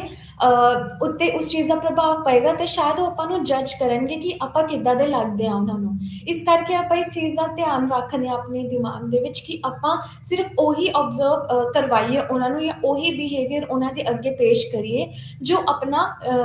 ਰੀਅਲ ਸਾਈਡ ਨਹੀਂ, ਬਲਕਿ ਜੋ ਆਪਾਂ ਚਾਹੁੰਦੇ ਕਿ ਉਹ ਆਪਾਂ ਨੂੰ ਸਮਝ ਸਕਣ, ਜਾਂ ਆਪਾਂ ਨੂੰ ਆਪਣੇ ਬਿਹੇਵੀਅਰ ਤੋਂ ਜਾਣ ਸਕਣ ਕਿ ਮੇਰੀ ਨੇਚਰ, ਮੇਰੀ ਪਰਸਨੈਲਿਟੀ ਕਿੱਦਾਂ ਦੀ ਹੈ, ਤਾਂ ਕਿ 1 ਜਾਂ 2 ਦਿਨ ਦੇ ਲਈ ਜਿੰਨਾ ਵੀ ਆਪਾਂ ਨੂੰ ਓਬਜ਼ਰਵ ਕਰਕੇ ਜਾਣਗੇ, ਉਸ ਤੋਂ ਉਹਨਾਂ ਦੇ ਅੰਦਰ ਆਪਾਂ ਨੂੰ ਲੈ ਕੇ ਇੱਕ ਗਲਤ ਪ੍ਰਭਾਵ ਨਾ ਪਵੇ। ਸੋ ਇਸ ਚੀਜ਼ ਦੇ ਉੱਤੇ ਰਿਜੈਕਸ਼ਨ ਲਗਾਈ ਗਈ ਕਿ ਸਾਈਕੋਲੋਜੀ ਸਾਇੰਸ ਆਫ ਬਿਹੇਵੀਅਰ ਨਹੀਂ ਕਹਿਲਾ ਸਕਦੀ ਹੈਗੀ, ਕਿਉਂਕਿ ਆਪਣਾ ਜੋ ਵੀ ਬਿਹੇਵੀਅਰ ਹੈ ਜ਼ਰੂਰੀ ਨਹੀਂ ਹੈ ਆਪਾਂ ਹਮੇਸ਼ਾ ਆਪਣੀ ਰੀਅਲ ਬਿਹੇਵੀਅਰ ਨੂੰ ਹੀ ਐਕਸਪੋਜ਼ ਕਰੀਏ, ਬਲਕਿ ਆਪਾਂ ਜਦੋਂ ਬਾਹਰ ਜਾਂਦੇ ਹਾਂ ਸੁਸਾਇਟੀ ਦੇ ਵਿੱਚ, ਆਪਾਂ ਆਪਣੇ ਅੱਛੇ ਕੱਪੜੇ ਪਹਿਨ ਕੇ ਜਾਂਦੇ ਹਾਂ, ਆਪਾਂ ਹੋਰਾਂ ਦੇ ਨਾਲ ਕਾਫੀ ਰਿਸਪੈਕਟਫੁਲ ਵੇ ਦੇ ਵਿੱਚ ਬਿਹੇਵ ਕਰਦੇ ਹਾਂ, ਐਂਡ ਤੇ ਆਪਾਂ ਇੰਡੀਵਿਜੂਅਲ ਲੈਵਲ ਤੇ ਜਿੰਨਾ ਵੀ ਆਪਾਂ ਲੋਕਾਂ ਦੇ ਨਾਲ, ਜੋ ਆਪਣੇ ਅੱਛੇ ਦੋਸਤ ਹੈ, ਆਪਾਂ ਉਹਨਾਂ ਨਾਲ ਅੱਛਾ ਵਿਵਹਾਰ ਕਰਦੇ ਹਾਂ, ਜਾਂ ਜਿਹੜੇ ਆਪਣੇ ਲਈ ਸਟ੍ਰੇਂਜਰਸ ਹੈ ਤਾਂ ਆਪਾਂ ਉਹਨਾਂ ਲਈ ਇੱਕ ਨਿਊਟਰਲ ਰਿਸਪੌਂਸ ਰੱਖਦੇ ਹਾਂ। ਸੋ ਸਾਈਕੋਲੋਜੀ ਨੂੰ ਬਿਹੇਵੀਅਰ ਦੇ ਨਾਲ ਡਿਪਿਕਟ ਕਰਨਾ ਛੱਡ ਦਿੱਤਾ ਗਿਆ ਸੀਗਾ, ਪਰ ਇਸ ਚੀਜ਼ ਨੂੰ ਬਿਲਕੁਲ ਹੀ ਚੰਗੀ ਤਰ੍ਹਾਂ ਰੱਦ ਨਹੀਂ ਕੀਤਾ ਗਿਆ ਸੀਗਾ, ਬਲਕਿ ਇਸ ਵਾਰ ਬਿਹੇਵੀਅਰ ਨੂੰ ਐਜ਼ ਅ ਸਾਇੰਸ ਸਮਝਿਆ ਗਿਆ ਸੀਗਾ ਸਾਈਕੋਲੋਜੀ ਨੂੰ ਲੈ ਕੇ, ਕਿਉਂਕਿ ਬਿਹੇਵੀਅਰ ਕਿਤੇ ਨਾ ਕਿਤੇ ਆਪਾਂ ਨੈਚੁਰਲੀ ਜੇ ਆਪਾਂ ਰਿਸਪੌਂਸ ਦਈਏ, ਇੱਕ ਆਪਾਂ ਨੈਚੁਰਲ ਲੈਵਲ ਤੇ ਜੋ ਆਪਾਂ ਆਬਜ਼ਰਵ ਕੀਤਾ ਜਾਂਦਾ ਹੈ, ਉਸ ਦੇ ਵਿੱਚ ਆਪਾਂ ਇੱਕ ਨੈਚੁਰਲ ਲੈਵਲ ਤੇ ਕਿਸੇ ਨੂੰ ਸਮਝ ਸਕਦਾ ਕਿ ਕਿਸੇ ਦੀ ਨੇਚਰ, ਕਿਸੇ ਦੀ ਪਰਸਨੈਲਿਟੀ, ਕਿਸੇ ਦਾ ਬਿਹੇਵੀਅਰ ਕਿੱਦਾਂ ਦਾ ਹੈ, ਤੇ ਉਹ ਕਿੱਦਾਂ ਦਾ ਰਿਫਲੈਕਟ ਕਰਦੇ ਆ ਆਸ-ਪਾਸ ਵਾਲੇ ਲੋਕਾਂ ਨੂੰ। ਤਾਂ ਸਾਈਕੋਲੋਜੀ ਨੂੰ ਬਿਲਕੁਲ ਪਿਓਰਲੀ ਬਿਹੇਵੀਅਰ ਦੇ ਨਾਲ ਨਹੀਂ ਡਿਪਿਕਟ ਕੀਤਾ ਗਿਆ ਸੀਗਾ, ਬਲਕਿ ਉਸਨੂੰ ਬਿਹੇਵੀਅਰ ਦੇ ਨਾਲ-ਨਾਲ ਹੁਣ ਇਸ ਚੀਜ਼ ਨੂੰ ਸਮਝਿਆ ਗਿਆ ਕਿ psychology is a science of behaviour as well as mental processes. ਹੁਣ ਸਾਈਕੋਲੋਜੀ ਨੂੰ ਬਿਹੇਵੀਅਰ ਦੇ ਨਾਲ-ਨਾਲ ਮੈਂਟਲ ਪ੍ਰੋਸੈਸਿਸ ਦੇ ਨਾਲ ਵੀ ਜੋੜਿਆ ਗਿਆ। ਮੈਂਟਲ ਪ੍ਰੋਸੈਸਿਸ ਉਹ ਹੁੰਦੇ ਹਨ ਜਿਹਦੇ ਵਿੱਚ ਆਪਾਂ ਆਪਣਾ ਦਿਮਾਗ ਲਗਾਉਂਦੇ ਹਾਂ ਕੋਈ ਵੀ ਚੀਜ਼ ਕਰਨ ਦੇ ਲਈ, ਕੋਈ ਵੀ ਪ੍ਰੋਬਲਮ ਨੂੰ ਸੋਲਵ ਕਰਨ ਲਈ, ਜਿਵੇਂ ਮੈਥਮੈਟੀਕਲ ਪ੍ਰੋਬਲਮਸ ਹੁੰਦੀਆਂ ਨੇ, ਉਸ ਚੀਜ਼ ਦੇ ਵਿੱਚ ਇੱਕ ਆਪਾਂ ਫਾਰਮੂਲਾ ਲਗਾ ਕੇ ਉਸ ਚੀਜ਼ ਨੂੰ ਸੋਲਵ ਕਰਦੇ ਹਾਂ ਤੇ ਉਸ ਚੀਜ਼ ਨੂੰ ਆਪਾਂ ਸਮਝ ਪਾਉਂਦੇ ਹਾਂ। ਉਹ ਹੁੰਦਾ ਇੱਕ ਮੈਥਮੈਟੀਕਲ ਲੈਵਲ ਤੇ ਜੋ ਆਪਾਂ ਸੋਚਿਆ ਹੁੰਦਾ ਹੈ, ਤੇ ਆਪਾਂ ਆਪਣਾ ਦਿਮਾਗ ਲਗਾਉਂਦੇ ਹਾਂ। ਜਿਹੜੀ ਵੀ ਚੀਜ਼ ਦੇ ਵਿੱਚ ਆਪਾਂ ਆਪਣਾ ਦਿਮਾਗ ਯੂਜ਼ ਕਰਦੇ ਹਾਂ, ਆਪਣੇ ਦਿਮਾਗ ਦੀ ਵਰਤੋਂ ਕਰਦੇ ਹਾਂ ਕਿਸੇ ਚੀਜ਼ ਨੂੰ ਸੋਲਵ ਕਰਨ ਦੇ ਲਈ, ਕਿਸੇ ਚੀਜ਼ ਦਾ ਸੋਲਿਊਸ਼ਨ ਕੱਢਣ ਦੇ ਲਈ, ਉਸ ਚੀਜ਼ ਨੂੰ ਸਾਈਕੋਲੋਜੀ ਦੇ ਨਾਲ ਡਿਪਿਕਟ ਕੀਤਾ ਗਿਆ ਕਿ psychology is a science of behaviour and mental processes. ਹੁਣ ਸਾਈਕੋਲੋਜੀ ਦੇ ਵਿੱਚ ਜੋ ਵੀ ਆਪਾਂ ਮੈਂਟਲ ਲੈਵਲ ਤੇ ਜੋ ਵੀ ਆਪਾਂ ਪ੍ਰੋਸੈਸ ਕਰਦੇ, ਜੋ ਵੀ ਆਪਾਂ ਸੋਚਦੇ ਹਾਂ, ਉਸ ਚੀਜ਼ ਨੂੰ ਸੋਚ ਕੇ ਤੇ ਉਸਦਾ ਇੱਕ ਜੋ ਵੀ ਆਪਾਂ ਸੋਲਿਊਸ਼ਨ ਲੈ ਕੇ ਆਉਂਦੇ ਹਾਂ, ਉਸਨੂੰ ਆਪਣੇ ਬਿਹੇਵੀਅਰ ਦੇ ਵਿੱਚ ਜਦੋਂ ਆਪਾਂ ਰਿਫਲੈਕਟ ਕਰਦੇ ਹਾਂ, ਉਸਨੂੰ ਸਾਈਕੋਲੋਜੀ ਕਿਹਾ ਜਾਂਦਾ ਹੈ। ਸਾਈਕੋਲੋਜੀ ਇੱਕ ਗ੍ਰੀਕ ਵਰਡ ਤੋਂ ਆਇਆ ਗਿਆ, 2 ਵਰਡਸ ਵਿੱਚੋਂ ਨਿਕਲ ਕੇ ਆਇਆ ਹੋਇਆ ਇੱਕ ਵਰਡ ਹੈ, that is psycho plus logy. Psycho ਦਾ ਮਤਲਬ ਸੀਗਾ ਸੋਲ ਜਾਂ ਫਿਰ ਲਾਈਫ, ਕਿਸੇ ਚੀਜ਼ ਨੂੰ ਜਦੋਂ ਆਪਾਂ ਇੱਕ ਜ਼ਿੰਦਗੀ ਦਿੰਦੇ ਹਾਂ, ਤੇ ਲੌਗੀ ਮੀਨਸ ਸਟੱਡੀ। ਤਾਂ ਸਾਈਕੋਲੋਜੀ ਨੂੰ ਸਭ ਤੋਂ ਪਹਿਲਾਂ ਜਿਵੇਂ ਕਿਹਾ ਗਿਆ ਸੀਗਾ, ਸਾਈਕੀ ਪਲਸ ਲੌਗੀ ਤੋਂ ਸਾਈਕੋਲੋਜੀ ਜਦੋਂ ਬਣਿਆ, ਤਾਂ ਉਸਦੀ ਸਭ ਤੋਂ ਪਹਿਲਾਂ ਪਰਿਭਾਸ਼ਾ ਵੀ ਕੀ ਬਣ ਕੇ ਆਈ ਸੀਗੀ, psychology as a science of soul, ਫਿਰ psychology as a science of mind, psychology as a science of behavior, and then came psychology is a science of behavior and mental processes। तो ऐदा अपनी साइकोलॉजी ਦੀ ਜਿਹੜੀ ਪਰਿਭਾਸ਼ਾ ਹੈ, definition ਹੈ, ਉਹ ਆਪਣੇ ਅੱਗੇ ਪ੍ਰਸਤੁਤ ਕੀਤੀ ਗਈ ਸੀਗੀ। ਕਾਫੀ ਸਾਰੇ ਸਾਈਕੋਲੋਜਿਸਟ ਆਏ, ਉਹਨਾਂ ਨੇ ਆਪਣੀ ਆਪਣੀ ਥਿਊਰੀਜ਼ ਦਿੱਤੀਆਂ, ਆਪਣੀ ਆਪਣੀ ਐਕਸਪਲੇਨੇਸ਼ਨ ਦਿੱਤੀਆਂ ਕਿ ਸਾਈਕੋਲੋਜੀ ਨੂੰ ਆਪਾਂ ਐਜ਼ ਅ ਸਾਇੰਸ ਕਿੱਦਾਂ ਬੋਲ ਸਕਦੇ ਹਾਂ। ਤੇ ਸਾਈਕੋਲੋਜੀ ਨੂੰ ਬੇਸ਼ੱਕ ਆਪਾਂ ਇੱਕ ਹਿਊਮੈਨਿਟੀਜ਼ ਦੇ ਵਿੱਚ ਸਿੱਖਿਆ ਜਾਂਦਾ ਇੱਕ ਸਬਜੈਕਟ ਹੈ, ਪਰ ਇਹ ਸਾਈਕੋਲੋਜੀ ਇੱਕ ਸਾਇੰਸ ਨਾਲੋਂ ਘੱਟ ਨਹੀਂ ਹੈ, ਕਿਉਂਕਿ ਸਾਇੰਸ ਕਿਸ ਚੀਜ਼ ਨੂੰ ਬੋਲਿਆ ਜਾਂਦਾ ਹੈ, ਸਾਇੰਸ ਉਸ ਚੀਜ਼ ਨੂੰ ਬੋਲਿਆ ਜਾਂਦਾ ਹੈ ਜਿਸ ਨੂੰ ਆਪਾਂ ਦੇਖ ਸਕੀਏ, ਜਿਸ ਨੂੰ ਆਪਾਂ ਆਬਜ਼ਰਵ ਕਰ ਸਕੀਏ, ਜਿਸ ਨੂੰ ਆਪਾਂ ਪ੍ਰਿਡਿਕਟ ਕਰ ਸਕੀਏ ਕਿ ਕਿਸੇ ਇੱਕ ਚੀਜ਼ ਦੇ ਬਿਹੇਵੀਅਰ ਤੋਂ ਆਉਣ ਵਾਲੇ ਸਮੇਂ ਦੇ ਵਿੱਚ ਉਸਦਾ ਬਿਹੇਵੀਅਰ ਕਿੱਦਾਂ ਦਾ ਰਹੇਗਾ, ਉਸਦੀ ਰਿਫਲੈਕਸ਼ਨ ਕਿੱਦਾਂ ਦੀ ਰਹੇਗੀ, ਜਾਂ ਉਸ ਚੀਜ਼ ਦੀ ਜਦੋਂ ਆਪਣੇ ਕੋਲ ਆਬਜ਼ਰਵੇਸ਼ਨ ਤੋਂ ਬਾਅਦ ਇੱਕ ਉਸਦੀ ਐਕਸਪਲੇਨੇਸ਼ਨ ਹੁੰਦੀ ਹੈ ਕਿ ਇਸ ਚੀਜ਼ ਤੋਂ ਬਾਅਦ ਪਰਟੀਕੂਲਰ ਬਿਹੇਵੀਅਰ ਤੋਂ ਬਾਅਦ ਇੱਕ ਇਨਸਾਨ ਕਿੱਦਾਂ ਦਾ ਅੱਗੇ ਆਉਣ ਵਾਲੇ ਟਾਈਮ ਦੇ ਵਿੱਚ ਬਿਹੇਵ ਕਰੇਗਾ ਫਿਊਚਰ ਦੇ ਵਿੱਚ ਆਪਣੇ ਪ੍ਰੈਜ਼ੈਂਟ ਨੂੰ ਲੈ ਕੇ ਜਦੋਂ ਆਪਾਂ ਕਿਸੇ ਚੀਜ਼ ਦਾ ਡਿਸੀਜਨ ਬਣਾ ਲੈਂਦੇ ਹੈ ਕਿ ਇਸ ਦੇ ਅੱਜ ਦੀ ਇਸ ਬਿਹੇਵੀਅਰ ਦੇ ਨਾਲ ਕੱਲ ਨੂੰ ਇਸ ਦੇ ਨਾਲ ਇਸ ਦੀ ਲਾਈਫ ਦੇ ਵਿੱਚ ਕੀ ਕੀ ਚੇਂਜਸ ਆਉਣਗੇ ਉਸ ਚੀਜ਼ ਨੂੰ ਆਪਾਂ ਸਬੂਤ ਦੇ ਨਾਲ ਸਮਝਾ ਸਕਦੇ ਹਾਂ ਜਦੋਂ ਹੁਣ ਇੱਕ ਇਨਸਾਨ ਹੈ ਉਸਦਾ ਐਗਜ਼ਾਮ ਹੈ ਕਾਫੀ ਇੰਪੋਰਟੈਂਟ ਐਗਜ਼ਾਮ ਹੈ ਕੰਪੀਟੀਟਿਵ ਐਗਜ਼ਾਮ ਦੀ ਤਿਆਰੀ ਕਰ ਰਿਹਾ ਉਹ ਤੇ ਜੇ ਤਾਂ ਮਾਪੇ ਦੇਖਦੇ ਹਨ ਕਿ ਉਹਨਾਂ ਦਾ ਬੱਚਾ ਜਿਹੜਾ ਉਹ 24 ਘੰਟੇ ਦੇ ਵਿੱਚੋਂ 14 ਘੰਟੇ ਆਪਣੀ ਸਟੱਡੀਜ਼ ਨੂੰ ਦੇ ਰਿਹਾ ਹੈ ਐਂਡ ਕਾਫੀ ਜ਼ਿਆਦਾ ਫੋਕਸਡ ਹੈ ਆਪਣੀ ਪੜ੍ਹਾਈ ਨੂੰ ਲੈ ਕੇ ਐਂਡ ਕਾਫੀ ਜ਼ਿਆਦਾ ਫੋਕਸਡ ਹੈ ਆਪਣੇ ਐਗਜ਼ਾਮ ਨੂੰ ਕ੍ਰੈਕ ਕਰਨ ਦੇ ਲਈ ਤੇ ਉਸਦੇ ਜਿਹੜੇ ਡਿਸਟਰੈਕਸ਼ਨਸ ਨੇ ਉਹ ਬਹੁਤ ਜ਼ਿਆਦਾ ਘੱਟ ਨੇ ਤੇ ਉਸਨੂੰ ਆਪਣਾ ਸਿਰਫ ਇੱਕ ਗੋਲ ਹੈ ਕਿ ਉਸਨੇ ਉਹ ਐਗਜ਼ਾਮ ਨੂੰ ਕ੍ਰੈਕ ਕਰਨਾ ਹੈ ਤੇ ਉਸ ਐਗਜ਼ਾਮ ਨੂੰ ਕ੍ਰੈਕ ਕਰਨ ਲਈ ਉਸਦੀ ਲਾਈਫ ਦੇ ਵਿੱਚ ਉਸਦੇ ਬਿਹੇਵੀਅਰ ਦੇ ਵਿੱਚ ਜਿਹੜੇ ਜਿਹੜੇ ਚੇਂਜਸ ਨੇ ਮੈਂਟਲ ਲੈਵਲ ਤੇ ਜੋ ਉਸਨੇ ਸੋਚ ਰੱਖਿਆ ਹੈ ਕਿ ਮੈਨੇ ਐਗਜ਼ਾਮ ਨੂੰ ਕ੍ਰੈਕ ਕਰਨਾ ਹੈ ਤੇ ਜੋ ਮੈਂਟਲ ਲੈਵਲ ਤੇ ਸੋਚਿਆ ਹੋਇਆ ਉਹ ਆਪਣੇ ਬਿਹੇਵੀਅਰ ਦੇ ਵਿੱਚ ਜਦੋਂ ਉਸ ਚੀਜ਼ ਦੇ ਚੇਂਜਸ ਲੈ ਕੇ ਆਏਗਾ ਤਾਂ ਉਸ ਤੋਂ ਉਹਦੇ ਮਾਪੇ ਸਮਝ ਪਾਉਂਦੇ ਨੇ ਆਪਣੇ ਬੱਚੇ ਦੇ ਬਿਹੇਵੀਅਰ ਤੋਂ ਕਿ ਮੇਰਾ ਬੇਟਾ 14 ਘੰਟੇ ਪੜ੍ਹ ਰਿਹਾ ਹੈ 16 ਘੰਟੇ ਆਪਣੀ ਸਟੱਡੀਜ਼ ਨੂੰ ਦੇ ਰਿਹਾ ਹੈ ਐਂਡ ਕਾਫੀ ਜਿੰਨੀਆਂ ਵੀ ਉਸਦੀਆਂ ਡਿਸਟਰੈਕਸ਼ਨਸ ਨੇ ਉਹ ਕਾਫੀ ਜ਼ਿਆਦਾ ਘੱਟ ਨੇ ਕਿਉਂਕਿ ਉਹ ਫੋਕਸਡ ਹੈ ਆਪਣੇ ਐਗਜ਼ਾਮ ਨੂੰ ਕੰਪਲੀਟ ਕਰਨ ਦੇ ਲਈ ਉਸਨੂੰ ਸੋਲਵ ਕਰਨ ਦੇ ਲਈ ਤੇ ਉਸ ਚੀਜ਼ ਨੂੰ ਕੰਪੀਟ ਕਰਨ ਦੇ ਲਈ ਸਾਰੀ ਸੁਸਾਇਟੀ ਦੇ ਵਿੱਚ ਜਿੰਨੇ ਬੱਚੇ ਕੰਪੀਟੀਟਿਵ ਐਗਜ਼ਾਮ ਦੇ ਰਹੇ ਨੇ ਉਸ ਦੇ ਵਿੱਚ ਮੇਰਾ ਵੀ ਇੱਕ ਬੇਟਾ ਉਸ ਚੀਜ਼ ਨੂੰ ਇੰਨੀ ਜ਼ਿਆਦਾ ਤਿਆਰੀ ਕਰ ਰਿਹਾ ਹੈ ਉਸ ਪੇਪਰ ਲਈ ਤੇ ਉਹ ਦੇਖ ਪਾਉਂਦੇ ਨੇ ਉਸਦੇ ਬਿਹੇਵੀਅਰ ਦੇ ਵਿੱਚ ਕਿ ਉਸ ਚੀਜ਼ ਦੇ ਲਈ ਉਹ ਕਿੰਨੀ ਜ਼ਿਆਦਾ ਮਿਹਨਤ ਕਰ ਰਿਹਾ ਹੈ ਤਾਂ ਉਹ ਇੱਕ ਪ੍ਰਿਡਿਕਸ਼ਨ ਲਗਾ ਲੈਂਦੇ ਨੇ ਕਿ ਮੇਰਾ ਬੇਟਾ ਐਗਜ਼ਾਮ ਪਾਸ ਕਰ ਲੇਗਾ ਤੇ ਕਾਫੀ ਅੱਛੇ ਨੰਬਰਾਂ ਦੇ ਨਾਲ ਇਸ ਐਗਜ਼ਾਮ ਨੂੰ ਕੰਪਲੀਟ ਕਰ ਪਾਏਗਾ ਸੋ ਇਹ ਇੱਕ ਸੀਗੀ ਇੱਕ ਸਾਇੰਸ ਹੈ ਇਹ ਵੀ ਇੱਕ ਸਾਇੰਸ ਹੈ ਕਿਉਂਕਿ ਜੋ ਵੀ ਆਪਾਂ ਓਬਜ਼ਰਵ ਕੀਤਾ ਹੁਣ ਇਸ ਚੀਜ਼ ਨੂੰ ਆਪਾਂ ਐਕਸਪਲੇਨ ਕਰ ਸਕਦੇ ਹਾਂ ਕਿਉਂਕਿ ਆਪਣੇ ਕੋਲ ਸਬੂਤ ਹੈ ਆਪਣੇ ਕੋਲ ਇਸ ਚੀਜ਼ ਨੂੰ ਐਕਸਪਲੇਨ ਕਰਨ ਦੇ ਲਈ ਆਪਣੇ ਕੋਲ ਕਾਫੀ ਪ੍ਰੂਫ ਹੈ ਕਿ ਜਿਹੜੀ ਚੀਜ਼ ਨੂੰ ਮੈਂ ਬਿਹੇਵੀਅਰ ਨੂੰ ਮੈਂ ਜੱਜ ਕਰ ਰਹੀ ਹਾਂ ਜਾਂ ਜੋ ਵੀ ਮੈਂਟਲ ਲੈਵਲ ਤੇ ਜੋ ਵੀ ਮੈਨੂੰ ਸਮਝ ਆ ਰਿਹਾ ਹੈ ਤਾਂ ਉਸ ਚੀਜ਼ ਦੇ ਪ੍ਰੈਜ਼ੈਂਟ ਤੋਂ ਉਹ ਫਿਊਚਰ ਨੂੰ ਜੱਜ ਕਰ ਪਾ ਰਹੇ ਹਨ ਐਂਡ ਇਸੇ ਕਰਕੇ ਇਸ ਨੂੰ ਸਾਈਕੋਲੋਜੀ ਨੂੰ ਐਜ਼ ਅ ਸਾਇੰਸ ਬੋਲਿਆ ਜਾਂਦਾ ਹੈ ਹੁਣ ਸਾਈਕੋਲੋਜੀ ਐਜ਼ ਅ ਸਾਇੰਸ ਨੂੰ ਜਦੋਂ ਆਪਾਂ ਇੱਕ ਸਾਇੰਟੀਫਿਕ ਰੂਪ ਦੇ ਵਿੱਚ ਦੇਖਿਆ ਜਾਂਦਾ ਹੈ ਤਾਂ ਸਾਇੰਟੀਫਿਕਲ ਵੇ ਦੇ ਵਿੱਚ ਪ੍ਰੂਫ ਕਰਨ ਦੇ ਲਈ ਇਸ ਦੇ ਕਾਫੀ ਗੋਲਸ ਹੁੰਦੇ ਹਨ ਸਾਈਕੋਲੋਜੀ ਦੇ ਗੋਲਸ ਹਨ ਜਿਵੇਂ ਪਹਿਲਾਂ ਆਉਂਦਾ ਹੈ ਡਿਸਕ੍ਰਿਪਸ਼ਨ ਕਿਸੇ ਚੀਜ਼ ਨੂੰ ਐਕਸਪਲੇਨ ਕਰਨ ਦੇ ਲਈ ਉਸ ਦੀ ਇੱਕ ਡਿਸਕ੍ਰਿਪਸ਼ਨ ਹੁੰਦੀ ਹੈ ਮੰਨ ਲਓ ਹੁਣ ਜਿੱਦਾਂ ਮੈंने ਤੁਹਾਨੂੰ ਪਹਿਲਾਂ ਇੱਕ ਐਗਜ਼ਾਮਪਲ ਦਿੱਤੀ ਸੀਗੀ ਕਿ ਇੱਕ ਬੱਚਾ ਕਾਫੀ ਜ਼ਿਆਦਾ ਮਿਹਨਤ ਕਰ ਰਿਹਾ ਹੈ ਆਪਣੇ ਕੰਪੀਟੀਟਿਵ ਐਗਜ਼ਾਮ ਨੂੰ ਕਲੀਅਰ ਕਰਨ ਦੇ ਲਈ ਤਾਂ ਹੁਣ ਇਸ ਦੀ ਇੱਕ ਐਕਸਪਲੇਨੇਸ਼ਨ ਕਿਆ ਹੋਏਗੀ ਕਿ ਇੱਕ ਬੱਚਾ ਕਾਫੀ ਜ਼ਿਆਦਾ ਮਿਹਨਤ ਕਰ ਰਿਹਾ ਹੈ ਕੋਈ ਐਗਜ਼ਾਮ ਨੂੰ ਕ੍ਰੈਕ ਕਰਨ ਦੇ ਲਈ ਤਾਂ ਇਹ ਉਸਦੀ ਇੱਕ ਡਿਸਕ੍ਰਿਪਸ਼ਨ ਹੋਏਗੀ ਆਪਾਂ ਉਸ ਚੀਜ਼ ਨੂੰ ਡਿਸਕ੍ਰਾਈਬ ਕਰ ਰਹੇ ਹਨ ਹੁਣ ਉਸ ਡਿਸਕ੍ਰਿਪਸ਼ਨ ਦੇ ਵਿੱਚ ਕੀ ਕੀ ਆਏਗਾ ਕਿ ਉਹ ਬੱਚਾ ਜੋ ਐਗਜ਼ਾਮ ਦੀ ਤਿਆਰੀ ਕਰ ਰਿਹਾ ਤੇ ਉਹ ਐਗਜ਼ਾਮ ਦੀ ਤਿਆਰੀ ਕਿਸ ਮਹੱਤਵ ਲਈ ਕਰ ਰਿਹਾ ਉਸਦੀ ਇੰਪੋਰਟੈਂਸ ਕਿਆ ਹੈ ਤੇ ਉਹ ਆਪਣੀ ਜ਼ਿੰਦਗੀ ਦੇ ਵਿੱਚ ਇੱਕ ਪਰਸਨਲ ਲੈਵਲ ਤੇ ਉਸਦੀ ਨੀਡ ਕਿਉਂ ਹੈ ਕਿ ਉਹ ਉਸ ਇੱਕ ਐਗਜ਼ਾਮ ਨੂੰ ਕੰਪਲੀਟ ਕਰਨਾ ਚਾਹੁੰਦਾ ਹੈ ਹੁਣ ਇਹ ਉਸ ਚੀਜ਼ ਦੀ ਡਿਸਕ੍ਰਿਪਸ਼ਨ ਹੋਗੀ ਜੋ ਡਿਸਕ੍ਰਿਪਸ਼ਨ ਆਪਾਂ ਡਿਸਕ੍ਰਾਈਬ ਕਰਦੇ ਹਾਂ ਕਿ ਆਹ ਇੱਕ ਪਰਟੀਕੂਲਰ ਐਗਜ਼ਾਮ ਹੈ ਮੰਨ ਲਓ ਯੂਪੀਐਸਸੀ ਦਾ ਐਗਜ਼ਾਮ ਹੈ ਤੇ ਬੱਚੇ ਨੇ ਉਸ ਚੀਜ਼ ਦੇ ਬਾਰੇ ਐਕਸਪਲੇਨ ਕੀਤਾ ਕਿ ਮੈਂ ਕੱਲ ਨੂੰ ਯੂਪੀਐਸਸੀ ਦਾ ਐਗਜ਼ਾਮ ਕ੍ਰੈਕ ਕਰਨਾ ਚਾਹੁੰਦਾ ਕਿਉਂਕਿ ਮੈਂ ਆਈਏਐਸ ਜਾਂ ਆਈਪੀਐਸ ਬਣਨਾ ਚਾਹੁੰਦਾ ਹਾਂ ਕਿਉਂਕਿ ਮੇਰੀ ਫੈਮਿਲੀ ਦੇ ਵਿੱਚ ਮੈंने ਕਾਫੀ ਜ਼ਿਆਦਾ ਫਾਈਨੈਂਸ਼ੀਅਲ ਪ੍ਰੋਬਲਮਸ ਦੇਖੇ ਹਨ ਤੇ ਮੈਂ ਚਾਹੁੰਦਾ ਹਾਂ ਜੋ ਸੋਸਾਇਟੀ ਤੇ ਮੇਰੇ ਪਰਸਨਲ ਲੈਵਲ ਦੇ ਵਿੱਚ ਮੈंने ਜੋ ਵੀ ਪ੍ਰੋਬਲਮਸ ਦੇਖੇ ਮੈਂ ਉਸ ਚੀਜ਼ ਨੂੰ ਸੋਲਵ ਕਰ ਸਕਾਂ ਨਾउ दैट इज द डिस्क्रिप्शन ਹੁਣ ਇਸ ਚੀਜ਼ ਦੀ ਇੱਕ ਡਿਸਕ੍ਰਾਈਬ ਕੀਤਾ ਗਿਆ ਠੀਕ ਹੈ ਹੁਣ ਡਿਸਕ੍ਰਿਪਸ਼ਨ ਤੋਂ ਬਾਅਦ ਉਸ ਚੀਜ਼ ਦੀ ਐਕਸਪਲੇਨੇਸ਼ਨ ਦਿੱਤੀ ਗਈ ਹੁਣ ਐਕਸਪਲੇਨ ਕਰਨਾ ਹੁੰਦਾ ਹੈ ਕਿ ਉਸ ਚੀਜ਼ ਨੂੰ ਜੋ ਵੀ ਡਿਸਕ੍ਰਾਈਬ ਕੀਤਾ ਹੈ ਕਿ I want to become IAS officer ਹੁਣ ਇਸ ਚੀਜ਼ ਦੀ explanation why you want to become ਤੇ ਉਸ ਤੋਂ ਬਣਨ ਤੋਂ ਬਾਅਦ ਤੁਸੀਂ ਕੀ ਕਰੋਗੇ ਤੇ ਉਹ ਚੀਜ਼ ਨੂੰ ਪਾਉਣ ਦਾ ਤੁਹਾਡਾ ਮਕਸਦ ਕੀ ਹੈ ਉਸ ਚੀਜ਼ ਦੀ ਐਕਸਪਲੇਨੇਸ਼ਨ ਤੋਂ ਬਾਅਦ ਹੁਣ ਐਕਸਪਲੇਨੇਸ਼ਨ ਦੇ ਵਿੱਚ ਕੀ ਆ ਜਾਏਗਾ ਕਿ ਉਸ ਚੀਜ਼ ਦੇ ਲਈ ਤੁਸੀਂ ਕੀ ਮਿਹਨਤ ਕਰ ਰਹੇ ਹੋ ਤੁਸੀਂ ਉਸ ਨੂੰ ਲੈ ਕੇ ਕਿਆ ਕਿਆ ਮਿਹਨਤ ਆਪਣੀ ਲਾਈਫ ਦੇ ਵਿੱਚ ਕਿਆ ਕਿਆ ਚੇਂਜਸ ਲੈ ਕੇ ਆ ਰਹੇ ਹੋ ਤਾਂ ਕਿ ਤੁਸੀਂ ਉਸ ਚੀਜ਼ ਨੂੰ ਕਰੈਕ ਕਰ ਸਕੋ ਉਸ ਇੰਪੋਰਟੈਂਟ ਐਗਜ਼ਾਮ ਜੋ ਤੁਹਾਡੀ ਲਾਈਫ ਦੇ ਵਿੱਚ ਕਾਫੀ ਇੰਪੋਰਟੈਂਟ ਰੋਲ ਪਲੇ ਕਰ ਰਿਹਾ ਹੈ ਉਸ ਚੀਜ਼ ਨੂੰ ਤੁਸੀਂ ਕਿੱਦਾਂ ਆਪਣੀ ਲਾਈਫ ਦੇ ਵਿੱਚ ਚੇਂਜਸ ਲੈ ਕੇ ਆ ਰਹੇ ਹੋ ਐਕਸਪਲੇਨੇਸ਼ਨ ਦੇਣਾ ਪਹਿਲਾਂ ਉਸ ਚੀਜ਼ ਨੂੰ ਕੀ ਕੀਤਾ ਗਿਆ ਸੀਗਾ ਪਹਿਲਾਂ ਉਸ ਚੀਜ਼ ਨੂੰ ਡਿਸਕ੍ਰਿਪਸ਼ਨ ਦਿੱਤੀ ਗਈ ਕਿ I want to become IAS officer ਬਣਨ ਦੇ ਲਈ ਮੈਨੂੰ ਐਗਜ਼ਾਮ ਨੂੰ ਕਰੈਕ ਕਰਨਾ ਪਏਗਾ ਤੇ ਉਸ ਤੋਂ ਬਾਅਦ ਆ ਜਾਂਦਾ ਐਕਸਪਲੇਨੇਸ਼ਨ ਉਸ ਚੀਜ਼ ਦੀ ਐਕਸਪਲੇਨੇਸ਼ਨ ਦੇਣੀ ਕਿ ਉਸ ਚੀਜ਼ ਨੂੰ ਮੈਂ ਪਾਉਣ ਦੇ ਲਈ ਮੇਰੇ ਬਿਹੇਵੀਅਰ ਦੇ ਵਿੱਚ ਕੀ ਕੀ ਚੇਂਜਸ ਆਉਣਗੇ ਮੈਂ ਕਿਆ ਕਿਆ ਨਿਊ ਐਕਟੀਵਿਟੀਜ਼ ਜਾਂ ਫਿਰ ਨਿਊ ਬਿਹੇਵੀਅਰ ਆਪਣੀ ਲਾਈਫ ਦੇ ਵਿੱਚ ਮੈਂ ਮੋਡੀਫਿਕੇਸ਼ਨ ਲੈ ਕੇ ਆਊਂਗਾ ਤਾਂ ਕਿ ਮੈਂ ਉਸ ਐਗਜ਼ਾਮ ਨੂੰ ਕੰਪਲੀਟ ਕਰ ਸਕਾਂ description, then came explanation, now third is prediction. ਹੁਣ ਜੋ ਵੀ मैंने एक्सप्लेनेशन ਦਿੱਤੀ ਕਿ ਮੈਂ ਆਪਣੀ ਲਾਈਫ ਦੇ ਵਿੱਚ ਇਹ ਨਵੇਂ-ਨਵੇਂ ਚੇਂजेस ਲੈ ਕੇ ਆਊਂਗਾ, ਐਕਟੀਵਿਟੀਜ਼ ਲੈ ਕੇ ਆਊਂਗਾ ਤੇ ਮੈਂ ਆਪਣੇ ਜਿੰਨੇ ਵੀ ਚੇਂजेस ਮੈਂ ਆਪਣੇ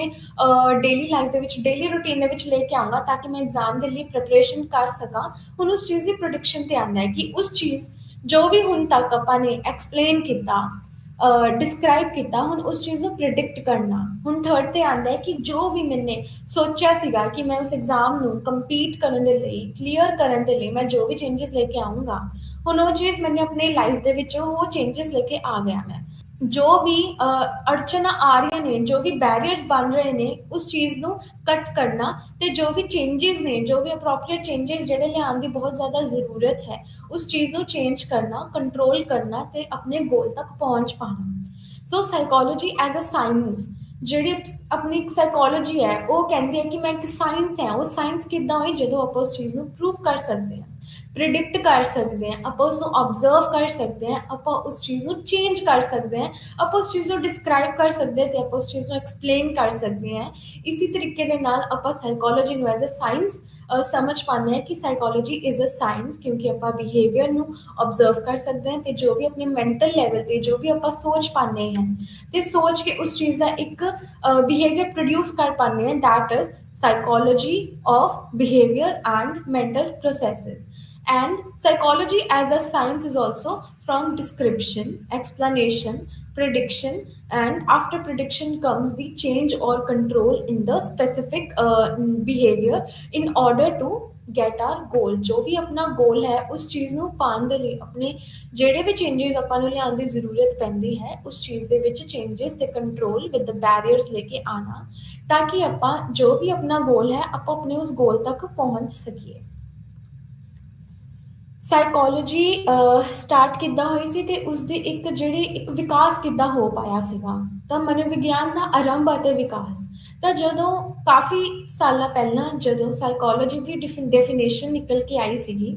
ਤਾਂ ਉਸ ਤੋਂ ਸਭ ਤੋਂ ਪਹਿਲਾਂ ਸੋਲ, ਫਿਰ ਬੋਲਿਆ ਗਿਆ ਮਾਈਂਡ, ਫਿਰ ਬੋਲਿਆ ਗਿਆ ਬਿਹੇਵੀਅਰ, ਫਿਰ ਉਸ ਤੋਂ ਬਾਅਦ ਆਪਾਂ ਨੂੰ ਕਿਆ ਐਕਸਪਲੇਨੇਸ਼ਨ ਮਿਲੀ ਕਿ psychology is a science of behaviour and mental processes. ਇਹ ਉਸਦੀ ਡੈਫੀਨੇਸ਼ਨ ਅੱਜ ਤੱਕ ਚੱਲਦੀ ਆ ਰਹੀ ਹੈ ਕਿਉਂਕਿ ਉਸ ਚੀਜ਼ ਨੂੰ ਪ੍ਰੂਵ ਕੀਤਾ ਗਿਆ ਸੀਗਾ। ਤੇ ਬਾਕੀ ਜਿੰਨੀਆਂ ਵੀ ਡੈਫੀਨੇਸ਼ਨਸ ਆਈਆਂ ਸੀਗੀਆਂ ਉਸ ਤੇ ਕਿਤੇ ਨਾ ਕਿਤੇ ਉਸ ਚੀਜ਼ ਨੂੰ ਰਿਜੈਕਟ ਕੀਤਾ ਗਿਆ ਸੀਗਾ, ਕਿਉਂਕਿ ਉਸ ਦੇ ਵਿੱਚ ਇੱਕ ਸਪੋਰਟਿਵ ਐਲੀਮੈਂਟਸ ਨਹੀਂ ਸੀਗੇ ਕਿ ਆਪਾਂ ਉਸ ਚੀਜ਼ ਨੂੰ ਮੰਨ ਸਕੀਏ ਕਿ ਸਾਈਕੋਲੋਜੀ ਪਿਓਰਲੀ ਇੱਕ सोल है या साइकोलॉजी एक माइंड है या साइकोलॉजी एक बिहेवियर ही है। बल्कि साइकोलॉजी ਨੂੰ ਜਦੋਂ ਉਸਦੀ ਇੱਕ ਡੈਫੀਨੇਸ਼ਨ ਆਈ, ਉਸਨੂੰ ਪ੍ਰੂਵੇਬਲ ਫੈਕਟਸ ਤੇ ਆਬਜ਼ਰਵੇਸ਼ਨ ਦੇ ਲੈਵਲ ਤੇ ਉਸ ਚੀਜ਼ ਨੂੰ ਐਕਸਪਲੇਨ ਕੀਤਾ ਗਿਆ ਸੀਗਾ। ਐਂਡ ਇਸੇ ਕਰਕੇ ਸਾਈਕੋਲॉजी ਨੂੰ as a science of behaviour ਤੇ ਮੈਂਟਲ ਪ੍ਰੋਸੈਸਿਸ ਬੋਲਿਆ ਗਿਆ ਸੀਗਾ। ਸਿਮਿਲਰਲੀ ਜਦੋਂ ਸਾਈਕੋਲॉजी ਸਟਾਰਟ ਹੋਈ ਸੀਗੀ ਤਾਂ ਸਾਈਕੋਲॉजी ਨੂੰ ਸਟਾਰਟ ਕਰਨ ਤੋਂ ਪਹਿਲਾਂ ਕਾਫੀ ਸਾਰੇ ਸਾਈਕੋਲੋਜਿਸਟ ਆਏ ਸੀਗੇ ਜਿਨ੍ਹਾਂ ਨੇ ਸਾਈਕੋਲੋਜੀ ਦੀ ਕਾਫੀ ਅਲੱਗ-ਅਲੱਗ ਥਿਊਰੀਜ਼ ਦਿੱਤੀਆਂ ਸੀਗੀਆਂ, ਕਾਫੀ ਥਿਓਰੈਟੀਕਲ ਪਰਸਪੈਕਟਿਵ ਤੇ ਉਸਦੀ ਐਕਸਪਲੇਨੇਸ਼ਨ ਦਿੱਤੀ ਸੀ, ਐਕਸਪੈਰੀਮੈਂਟਸ ਕੀਤੇ ਗਏ ਸੀਗੇ ਜਿਸ ਦੇ ਨਾਲ ਸਾਈਕੋਲੋਜੀ ਨੂੰ ਪ੍ਰੂਵ ਕੀਤਾ ਗਿਆ ਸੀਗਾ ਕਿ ਸਾਈਕੋਲੋਜੀ ਦੀ ਸਟਾਰਟ ਕਿੱਥੋਂ ਹੋ ਰਹੀ ਹੈ। ਸੋ ਸਭ ਤੋਂ ਪਹਿਲਾਂ ਆਏ ਸੀਗੇ ਸਟਰਕਚਰਲਿਜ਼ਮ, ਜੋ ਕਿ ਵਿਲੀਅਮ ਵੁੰਡ ਨੇ ਐਕਸਪਲੇਨ ਕੀਤਾ ਸੀਗਾ। ਸੋ ਵਿਲੀਅਮ ਵੁੰਡ ਨੇ ਕਿਹਾ ਸੀਗਾ ਕਿ ਜੋ ਸਟਰਕਚਰਲਿਜ਼ਮ ਹੈ ਇਹ ਪਿਓਰਲੀ ਜੋ ਸਾਈਕੋਲੋਜੀ ਹੈ ਉਹ ਸਟਰਕਚਰ ਦੇ ਬੇਸਿਸ ਤੇ ਹੀ ਐਕਸਪਲੇਨ ਕੀਤੀ ਜਾਂਦੀ ਹੈ। ਸਾਈਕੋਲੋਜੀ ਨੂੰ ਜੇ ਡਿਫਾਈਨ ਕਰਨਾ ਹੈ ਜਾਂ ਸਾਈਕੋਲੋਜੀ ਨੂੰ ਜੇ ਅੰਡਰਸਟੈਂਡ ਕਰਨਾ ਹੈ ਤਾਂ ਕਿਸੇ ਚੀਜ਼ ਦੇ ਵੀ ਸਟਰਕਚਰ ਨੂੰ ਲੈ ਲਓ। ਉਸ ਸਟਰਕਚਰ ਨੂੰ ਜਦੋਂ ਆਪਾਂ ਸਟੱਡੀ ਕਰੋਗੇ ਤੇ ਉਹ ਜਿਹੜੀ ਸਟੱਡੀ ਹੋਏਗੀ ਉਹਨੂੰ ਸਾਈਕੋਲੋਜੀ ਬੋਲਿਆ ਜਾਂਦਾ ਹੈ। ਤਾਂ ਜੋ ਇਹ ਸਾਈਕੋਲੋਜਿਸਟ ਸੀਗੇ ਉਹਨਾਂ ਨੇ ਸਟਰਕਚਰਲਿਜ਼ਮ ਦੇ ਉੱਤੇ ਕਾਫੀ ਜ਼ਿਆਦਾ ਐਕਸਪਲੇਨੇਸ਼ਨਸ ਦਿੱਤੀਆਂ ਕਿ ਜੋ ਆਪਣਾ ਮਾਈਂਡ ਹੈ ਤੇ ਜੋ ਆਪਣੀ ਸੋਲ ਹੈ ਇਹ ਦੇ ਬੋਥ ਵਰਕ ਟੂਗੈਦਰ, ਇਹ ਦੋਨੋਂ ਦੇ ਵਰਕ ਹੈਂਡ ਇਨ ਹੈਂਡ ਤੇ ਇੱਕ ਚੀਜ਼ ਦਾ ਜਿਹੜਾ ਇੱਕ ਸਟਰਕਚਰ ਹੈ ਉਸ ਚੀਜ਼ ਨੂੰ ਐਕਸਪਲੇਨ ਕੀਤਾ ਜਾਂਦਾ ਹੈ ਕਿ ਕਿੱਦਾਂ ਕੋਈ ਚੀਜ਼ ਵਰਕ ਕਰਦੀ ਹੈ ਤੇ ਉਸਦੀ ਇੱਕ ਐਵੋਲਿਊਸ਼ਨ ਕਿੱਦਾਂ ਹੋ ਪਾਉਂਦੀ ਹੈ। ਸਟਰਕਚਰ ਹੁੰਦਾ ਹੈ ਜਿਵੇਂ ਇੱਕ ਬੋਡੀ ਹੈ, ਹੁਣ ਬੋਡੀ ਦਾ ਉੱਤੇ ਜਿਹੜਾ ਇੱਕ ਢਾਂਚਾ ਖੜਿਆ ਹੋਇਆ ਹੈ, ਇਸ ਦੇ ਵਿੱਚ ਸਭ ਤੋਂ ਪਹਿਲਾਂ ਹੱਡੀਆਂ ਆਉਂਦੀਆਂ ਹਨ, ਹੱਡੀਆਂ ਉਸਦਾ ਸਟਰਕਚਰ ਹੈ ਤੇ ਉਸਦੇ ਉੱਤੇ ਸਕਿਨ ਦੀ ਲੇਅਰ ਹੈ ਐਂਡ ਦੈਟਸ ਵਾਈ ਆਪਣੇ ਉੱਤੇ ਜਿਹੜੀ ਇਹ ਬੋਡੀ ਹੈ, ਬੋਡੀ ਦਾ ਜਿਹੜਾ ਇੱਕ ਸਟਰਕਚਰ ਹੈ ਉਹ ਇੰਨਾ ਮਜ਼ਬੂਤ ਹੈ, ਆਪਾਂ ਚੱਲ ਪਾਉਂਦੇ ਹਾਂ, ਤੁਰ ਪਾਉਂਦੇ ਹਾਂ ਕਿਉਂਕਿ ਉਹ ਇੱਕ ਸਟਰਕਚਰ ਬਣਿਆ ਹੋਇਆ ਹੈ ਕਿ ਕਿੱਦਾਂ ਆਪਾਂ ਆਪਣਾ ਹੱਥ ਰੋਟੇਟ ਕਰਨਾ ਹੈ, ਕਿਵੇਂ ਆਪਾਂ ਆਪਣੀ ਲੈਗ ਅੱਗੇ ਸਪਰੈਡ ਕਰਨੀ ਹੈ ਤਾਂ ਕਿ ਆਪਾਂ ਅੱਗੇ ਤੁਰ ਕੇ ਜਾ ਸਕੀਏ। ਤਾਂ ਹਰ ਇੱਕ ਚੀਜ਼ ਇੱਕ ਸਟਰਕਚਰ ਦੇ ਨਾਲ ਚੱਲਦੀ ਹੈ। ਕੋਈ ਵੀ ਚੀਜ਼ ਬਿਨਾਂ ਸਟਰਕਚਰ ਤੋਂ ਨਹੀਂ ਚੱਲਦੀ ਹੈਗੀ, ਤੇ ਉਵੇਂ ਹੀ ਮਨੋਵਿਗਿਆਨ ਹੈ ਜੋ ਕਿ ਸਟਰਕਚਰ ਦੇ ਨਾਲ, ਸਟਰਕਚਰ ਦੇ ਅਕੋਰਡਿੰਗ ਤੁਰਦਾ ਹੈ। ਆਪਾਂ ਫੰਕਸ਼ਨ ਤੇ ਬੇਸਿਸ ਤੇ ਹੀ ਉਸ ਚੀਜ਼ ਦੀ